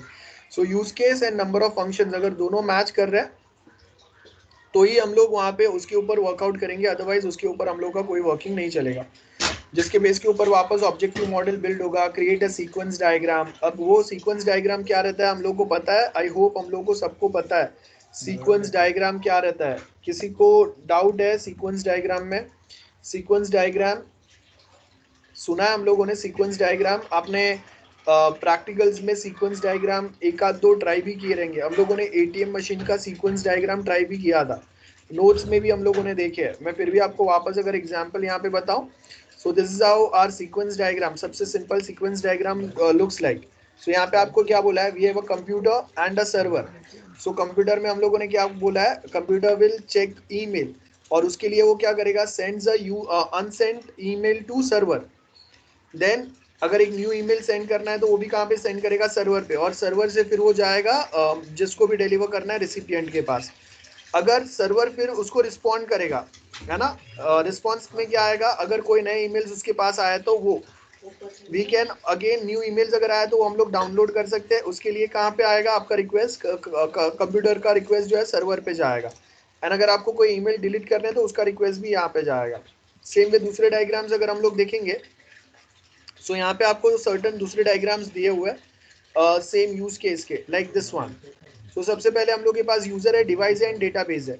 तो एक एप्लीकेशन ओपन करने का रिक्वेस्ट कहाँ पे गया, डिवाइस पे गया, एक्सेस मिला वेबकैम का। उसके बाद हम लोगों ने क्या किया, एक फोटो कैच किया, है ना, डिवाइस ने फोटो कैच किया, जिसके बेस के ऊपर आपका फेस डिटेक्ट होगा। अब फेस डिटेक्शन पे हम लोगों ने क्या बोला है कि आपका डेटाबेस से ऑलरेडी जो स्टोर डेटा है, जो वो यूजर के प्रीवियसली जो फेस के कोऑर्डिनेट सेव किए हम लोगों ने डेटाबेस में, वो डेटा हम लोग रिट्रीव करेंगे, है ना। तो हम लोगों ने रिट्रीव मोड जो है वो चालू किया। अब ये रिट्रीव मोड के बेस के ऊपर हम लोग क्या करेंगे, डिस्प्ले मोड करेंगे, और उसके बाद आपका म्यूजिक या जो भी आपको कुछ चाहिए वो यहाँ से डिस्प्ले होगा, आपका प्लेलिस्ट आएगा यूजर, और वो उसको एक्सेस कर सकता है। सो ये आपके सीक्वेंस डायग्राम्स चलते हैं। यहाँ पे भी again that is one more example of such sequence diagram. So ये आपके सीक्वेंस डायग्राम है जैसे हम लोग प्रैक्टिकल्स में करते हैं। सो वो सेम पैटर्न्स यहाँ पे अप्लाई होगा, sequence diagram. Then state diagram बनाएंगे, वो स्टेट डायग्राम मैंने आपको ऑलरेडी बता दिया। अब यहाँ पे आपको क्या बोल रहा है, ये सारी चीजें जब हम लोग साथ में रखते हैं ना, प्रेफरेंस, इंट्रोडक्शन एंड लास्ट में ग्लोसरी आता है, सो वो सब साथ में रखेंगे तो आपका एक फाइनल डॉक्यूमेंट बन जाएगा। जैसे यहाँ पे क्या बोला है, user requirement definition, initial requirement from the user like functional and non functional. Functional requirement क्या होंगे हम लोग को पता है एग्जैक्टली क्या क्या फंक्शंस आप प्रोवाइड करेंगे। लाइक मैं बोल रहा हूँ कि वहाँ पे मुझे अगर कोई एक यूजर को sign up, log in, bill generation, chatting facility ये प्रोवाइड करना है, this are the functional. Non functional में हम लोग कौन से पॉइंट पे बात करेंगे, क्या आपका कॉस्टिंग है, कितना इंटरनेट स्पीड लगेगा। देन उसके आगे नेक्स्ट अगर आप देखेंगे तो हम लोग वहाँ पे नेक्स्ट में बताएंगे कि आपका दूसरा जो नॉन फंक्शनल में आपका सर्वर कैपेसिटी, ये सब क्या हो सकता है ना। ये सब देखो अभी यहाँ पे क्या बोला है, यूजर रिक्वायरमेंट, ये सब कुछ नेचुरल लैंग्वेज में है, स्टैंडर्ड लैंग्वेज में नहीं है, नेचुरल लैंग्वेज में डिफाइंड है। अब नेचुरल लैंग्वेज का मतलब क्या हो गया कि आपके जो जो रिक्वायरमेंट्स है वो रिक्वायरमेंट्स आपने नेचुरल लैंग्वेज में लिखे हैं। मतलब वहां पे कंफ्यूजन हो सकता है, हम लोगों ने स्टार्टिंग के यूनिट 1 में पढ़ा है, requirement gathering should be in a standard way, not in a natural way, है ना, नेचुरल लैंग्वेज में नहीं होना चाहिए। नेचुरल लैंग्वेज में एक ही चीज डिस्क्राइब करने के मल्टीपल वेज हो सकते हैं, है ना। लेकिन हम लोग का जो स्टैंडर्ड लैंग्वेज होता है उसमें कोई एक पॉइंट कोई एक चीज एक्सप्लेन करने का कोई एक ही वे रहेगा। जैसे प्रोग्रामिंग लैंग्वेज है, वहां पे एम्बिग्विटी या कंफ्यूजन नहीं आता है। Then next is system architecture. System architecture में इनिशियल हम लोग के सब सिस्टम्स डिकम्पोजिशन होगा। ये अब तक हम लोगों ने जो भी कुछ पढ़ा ना, ये उसका समरी है। अभी तक मैंने ये पॉइंट तक आपको जो भी कुछ पढ़ाया ये उसका समरी है, ठीक है, यहां तक। तो अगर आपका प्रोजेक्ट डॉक्यूमेंट बनेगा तो ऐसा बनेगा, जिसमें सिस्टम आर्किटेक्चर होगा, डिस्क्रिप्शन ऑफ ईच सब सिस्टम या सब मॉड्यूल, बराबर है, वो कौन सी सर्विस ऑफर करेगा, वो use to organise system requirement specifications रहेंगे, जहां पे we can derive from user requirement, use case models बनाएंगे, other system models list out होंगे, है ना। और उसके आगे क्या बोला है, list of requirement in natural language. ये हम लोग बताएंगे और उसको स्टैंडर्ड लैंग्वेज में कन्वर्ट करके फिर डिजाइन्स बनेंगे। सो यहाँ पे देखो क्या बोला है, अब ये जो भी नेचुरल लैंग्वेज में रिक्वायरमेंट मिले इसको हम लोग रिफाइनमेंट होगा उसके ऊपर, बराबर है कि उसके में से without any confusion user requirements क्या है, और ये सेम पैटर्न आपके सॉफ्टवेयर में जितने भी सब सिस्टम्स है सबके ऊपर वर्कआउट होगा, ठीक है। और उसके बाद आपके सिस्टम मॉडल बनेंगे जिसके ऊपर वापस हम लोग की प्रीवियसली जो हम लोगों ने पढ़ा है ना वो यहाँ पे आएगा। अगेन सिस्टम इवेल्युएट होगा, सिस्टम इवेल्युएट होने के बाद में वापस उसके अंदर जो चेंजेस करने अपडेशंस करने वो होगा, देन उसका अपेंडिक्स आएगा, इंडेक्स आएगा, that's it. Then structured methods, structured methods का मतलब क्या है, हम this is the guide for software development from requirements to implementation by step refinement, कि आपका स्ट्रक्चर्ड मेथड क्या रहेगा। जैसे सबसे पहले आपको रिक्वायरमेंट गैदर करना है, तो रिक्वायरमेंट गैदर के क्या स्टेप्स रहेंगे, क्या पैटर्न रहेगा, कैसे करेंगे, आपको एक डमी बता रहेगा या मैं आपको बताता हूँ, सपोज सिखाता हूँ, बाद में वो सेम गाइड आप फॉलो करेंगे ना। उसके आगे क्या बोला है, incorporate system modelling as an inherent part of this method, क्योंकि अगर ये सिस्टम मॉडलिंग अगर यहाँ पे कंबाइन नहीं रहेगा तो यहाँ पे हम लोग जो स्ट्रक्चर्ड मेथड्स क्या बना रहे हैं, क्यों बना रहे हैं, उसका मेन पर्पस क्या है, वो क्लियरली हम लोग किसी को डिफाइन नहीं कर पाएंगे, है ना। इसके लिए दिस इज रिक्वायर्ड। मेथड्स में क्या बोला है, सेट ऑफ अलग अलग मॉडल्स बनाएंगे, a process for delivering this model क्या होगा, rules and guidelines that should apply to this model. Then उसके आगे केस टूल्स रहेंगे जो आपका सिस्टम मॉडलिंग में हेल्प करेंगे, वही सेम पैटर्न्स रहेंगे, ओके। देन उसके बाद आपको नेक्स्ट यहाँ पे दिया है दैट इज मेथड, आपके वीकनेसेस क्या रहेंगे मेथड के। तो मेथड वीकनेसेस में क्या बोला है, they do not model non functional part. अब यहाँ पे जो भी कुछ हम लोग डिजाइन पढ़ रहे हैं ना वो सारे फंक्शनल एस्पेक्ट, क्या फंक्शन कैसे जाएंगे कैसे आएंगे वही सब बता रहे हैं। कोई भी मॉडल जो है वो आपके फंक्शनल एस्पेक्ट यहाँ पे डिफाइन नहीं कर रहा है, that is the main biggest problem. They do not usually include information about whether a method is appropriate for a given problem or not.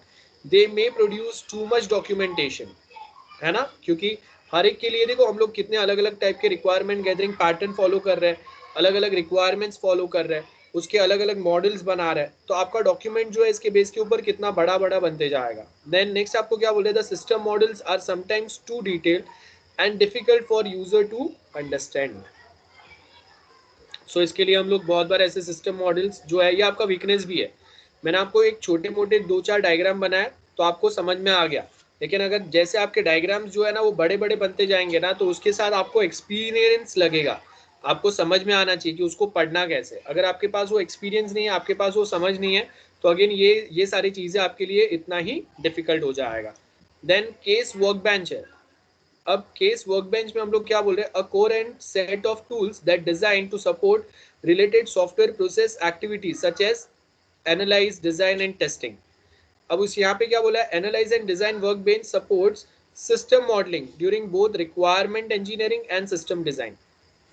देखो जो पहले से हम लोगों ने पढ़ा है वही है, सिस्टम मॉडलिंग क्या आएगा, रिक्वायरमेंट इंजीनियरिंग मतलब फिल्टर आउट करके जो काम की चीजें वो रखो और उसके बेस के ऊपर सिस्टम डिजाइन बनाओ। सिस्टम डिजाइन आपके 3 टाइप के रहेंगे, आर्किटेक्चरल डिजाइन होगा, देन हाई लेवल डिजाइन होगा, डिटेल डिजाइन रहेगा। This are the 3 types of design जो आएंगे यहाँ पे। रिक्वायरमेंट इंजीनियरिंग में requirement gathering, analysis and feasibility study, ये सब आ जाएंगे। फिजिबिलिटी स्टडी जो 4 टाइप के हम लोगों ने पढ़े थे, technical, operational, economical and schedule feasibility, ये सब करके हम लोग रिक्वायरमेंट इंजीनियर करेंगे। सो लास्ट में जो आपके फिल्टर्ड रिक्वायरमेंट बनेंगे विदाउट एनी कंफ्यूजन और ambiguity, the specific requirement to the point as per the budget, time and the technology which we are using, उसके बेस के ऊपर आपके सिस्टम डिजाइन बनेंगे। और ये सिस्टम डिजाइन को आप 3 पार्ट में डिवाइड करेंगे जिससे आपको एग्जैक्टली पता चलेगा कि कौन सा मॉड्यूल कौन से सब मॉड्यूल के लिए आपके क्या क्या फंक्शंस वहाँ पे डेवलप होंगे, है ना, ये पॉइंट्स आएंगे। सो यहाँ पे आपको वही बोला है, support iteration of modelling activity, मतलब इटरेटिव अप्रोच चलेगा यहाँ पे। इटरेशन SDLC का जो हम लोगों ने इटरेटिव अप्रोच फॉलो किया था वो, वेर वी बेसिकली एक पूरा सॉफ्टवेयर को हम लोग छोटे छोटे यूनिट्स में डिवाइड करते हैं और वो यूनिट्स को देन हम लोग वन बाय वन डेवलप करेंगे. And to develop that part we might be using iterative kind of approach. Iterative मतलब multiple iterations of waterfall model और multiple iterations of V model. अब V model अभी हम लोगों ने पढ़ा नहीं है, मैं आगे आपको पढ़ाऊंगा. ठीक है, सो आगे हम लोग यूनिट्स में V मॉडल पढ़ेंगे, आपको समझ में आएगा. सो जैसे हम लोग इटरेटिव मॉडल पढ़ते हैं ना, वैसे यहाँ पे अगर आप देखेंगे we have a V model. So अब यहाँ पे आपको क्या बोला है कि हम लोग के मल्टीपल इटरेशंस चलेंगे ऑफ वाटरफॉल. तो उसका बेनिफिट क्या रहेगा, छोटे छोटे टुकड़े आपके प्रोजेक्ट के, छोटे छोटे यूनिट्स आपके प्रोजेक्ट के बनाने के लिए हम लोग क्या करेंगे, ये वाटरफॉल मॉडल जो है वो फॉलो करेंगे. राइट. सो वैसे ही सेम वे हम लोग छोटे छोटे पार्ट्स बनाने के लिए वी मॉडल भी फॉलो कर सकते हैं. तो आपके मॉडलिंग एक्टिविटीज जो भी है, मतलब आपने जो भी अभी तक हम लोगों ने मॉडलिंग डिजाइनिंग पढ़ा, जिसमें हम लोग इनहेरिटेंस या ऐसे छोटे छोटे डिजाइनिंग पैटर्न यूज करके आपके सॉफ्टवेयर के हर एक जो छोटे छोटे पार्ट है उसमें क्या चीज कैसे वर्कआउट होगा, डेटाबेस पर्सपेक्टिव से, ऑब्जेक्ट ओरिएंटेड लैंग्वेज के पर्सपेक्टिव से, है ना, और रिक्वायरमेंट गैदरिंग में जो हम लोग बाकी चीजें जो डेवलप करेंगे, केस टूल्स कैसे होंगे, ये सारी चीजें हम लोगों ने बताया. तो अब उसके लिए हम लोग क्या करेंगे, इटरेटिव वे में मॉडलिंग अप्रोच फॉलो होगा. मतलब ये छोटे छोटे जो इटरेशंस हम लोग डेवलप करने वाले हैं वो ही इटरेशंस फॉर्मेट में ही आपका मेनली डिजाइनिंग भी होगा. सो यहाँ पे वही बोला है, दिस वर्क बेंच में support a specific design methods और में provide support for creating several different types of system models. जैसे यहाँ पे आपको एक दिया है, we have a central repository, एक कॉमन डेटाबेस है. सेंट्रल रिपोजिटरी मतलब जहाँ पे सारा इन्फॉर्मेशन आपको कंबाइन मिलेगा. कौन सा इन्फॉर्मेशन आपको कंबाइन मिल सकता है, यहाँ पे मेरे पास अब ये जो सेंट्रल रिपोजिटरी है, इसको बनाने के लिए, ये सेंट्रल रिपोजिटरी बनाने के लिए क्या क्या चीजें लगेंगे. तो सबसे पहले तो इसके अंदर भर के पूरा डेटाबेस है, तो डेटा डिक्शनरी लगेगा. डेटा डिक्शनरी मतलब कौन से टेबल और उसके अंदर कौन से कॉलम्स हम लोगों ने क्यों बनाया, उसका क्या पर्पज है, वो बताएंगे हम लोग.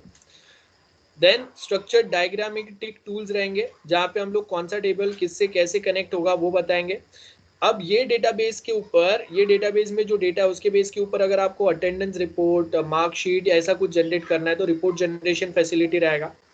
आपको उसमें से कुछ डेटा फेच आउट करके डिस्प्ले करना है तो, या फिर ऐड अपडेट डिलीट मॉडिफाई कुछ भी करना है वो डेटाबेस में जो डेटा है उस पर, तो आप क्वेरी लिखेंगे, है ना, तो उसके लिए क्वेरी फैसिलिटी होगा. अब ये जो डेटा है आपको सपोज उसको एक्सेल में, पीडीएफ फाइल में, या फिर आपके पास अभी जो डेटा है वो सपोज माइक्रोसॉफ्ट एसक्यूएल सर्वर में. Now if I want to convert और transfer this data on what we say Oracle, तो वो टाइम पे वो कैसे करेंगे, इंपोर्ट एक्सपोर्ट फैसिलिटी वो बताएंगे. देन ये जो भी कुछ हम लोग बना रहे हैं उसके ऊपर डिजाइन एंड टेस्टिंग टेक्निक कैसा होगा, है ना, ये डिजाइन हम लोग यहाँ पे डेटाबेस डिजाइन हम लोग कैसे अप्लाई करेंगे वो है. फॉर्म क्रिएशन टूल्स आएगा, यहाँ पे डेटा ऐड अपडेट डिलीट करेंगे हम लोग ऑब्जेक्ट ओरिएंटेड प्रोग्रामिंग लैंग्वेज के थ्रू, तो उसका कोड जनरेटर आएगा. अगेन ये सब कंबाइन करेंगे तब जाके आपका एक सेंट्रलाइज रिपोजिटरी या फिर सेंट्रलाइज डेटाबेस बनेगा. नाउ रिमेंबर, यहाँ पे आपको जो इंपोर्ट एक्सपोर्ट फैसिलिटी बोला है, तो याद रखो मोस्ट ऑफ टाइम जब हम लोग कोई एक डेटा अगर कहीं से अगर फेच आउट करता है ना, तो जैसे बैंक है, तो आप देखो कि बहुत बार ऐसा हो सकता है कि आपके बैंक के सर्टेन ब्रांचेस जो है उन्होंने पहले से अपने कोई डेटाबेसेस जो है, जैसे आप देखो कि आपने बहुत बार बैंक मर्जर सुना रहेगा कि एक छोटा बैंक कोई दूसरे बैंक में हम लोगों ने मर्ज कर दिया. तो वो टाइम पे सपोज हम लोग एक XYZ बैंक है जो SBI में मर्ज हो रहा है, ठीक है, तो जब वो मर्ज होगा तो उसका जो डेटाबेस है वो भी साथ में बड़े बैंक में मर्ज होगा. तो अब ऐसा मर्जर जब हो रहा है तो वो टाइम पे आपका छोटे बैंक का जो डेटाबेस है वो सपोज माइक्रोसॉफ्ट एसक्यूएल सर्वर में, और मेन आपका बड़ा बैंक का जो डेटाबेस है वो किस में, ओरेकल में. तो अब आप ऐसा नहीं कर सकते कि वो छोटे बैंक का जो डेटा है उसको वापस पूरा रीराइट करेंगे. हम लोग क्या करेंगे, there has to be a facility, there is a facility in different database systems, जहाँ पे एक डेटाबेस में बना हुआ डेटाबेस टेबल्स को आप दूसरे डेटाबेस में कॉल कर सकते हैं, इंपोर्ट कर सकते हैं, और वो ऑटोमेटिकली वो जो डेटाबेस में आपने कॉल किया ना उसके फॉर्मेट में, उसके टाइप में कन्वर्ट हो जाएगा। तो आप जब सेंट्रल रिपोजिटरी की बात करते हैं ना, तो इट माइट पॉसिबल आपके पास जो थोड़ा बहुत डेटा ये सेंट्रल रिपोजिटरी पे आ रहा है वो MS SQL सर्वर से आ रहा है, थोड़ा कोई ओरेकल से आ रहा है, थोड़ा कोई MySQL से आ रहा है, थोड़ा कोई MongoDB से आ रहा है, और ये सबको आपको इंपोर्ट करके एक कॉमन फॉर्मेट में कन्वर्ट करके देन सेव करना है। तो इसके लिए हम लोग यहाँ पे क्या करेंगे, बेसिकली यहाँ पे हम लोग इंपोर्ट एक्सपोर्ट फैसिलिटी स्टार्ट करते हैं। जब आपको अगर सेंड भी करना है तो अभी समझो कि ये मेरा सेंट्रल रिपोजिटरी ओरेकल में बना हुआ है, लेकिन जो ब्रांच ऑफिस पे मुझे सर्टेन कोई डेटा सेंड करना है वो branch office MS SQL server use कर रहा है। तो आपका जो डेटा एक्सपोर्ट होगा ना वो एक्सपोर्ट कोई दूसरे डेटाबेस सॉफ्टवेयर फॉर्मेट में होगा। गेटिंग समझ में आ रहा है? तो ये आपका analysis and design work bench है। ओके, सो एनालिसिस डिजाइन वर्क बेंच के क्या कंपोनेंट्स है वो यहाँ पे जो मैंने आपको एक्सप्लेन किया वही है, and this are the key points, that's it, nothing more than this. And with this we are done and end with unit 2, and next lecture onwards we will be starting with unit 3. आपको कुछ doubts है, internal के कुछ doubts है, आपको exam related आपको कुछ पूछना है, आप पूछ सकते हो, आज पूछ सकते हो। आज अगर कोई ज्यादा डाउट्स नहीं है, you can ask this in next lecture as well. ठीक है सर, पोर्शन क्या है? पेज नंबर 93 तक बोल दिया ना बेटा मैंने। ये जो नोट्स अभी हम लोग डिस्कस कर रहे हैं उसका पेज नंबर 93 तक जो भी कुछ है वो पढ़ना है आपको, 93 pages. Okay, that is 1.5 unit. Okay हाँ ठीक है, तो चलो मैं अभी आज का लेक्चर यहाँ पे स्टॉप करता हूँ।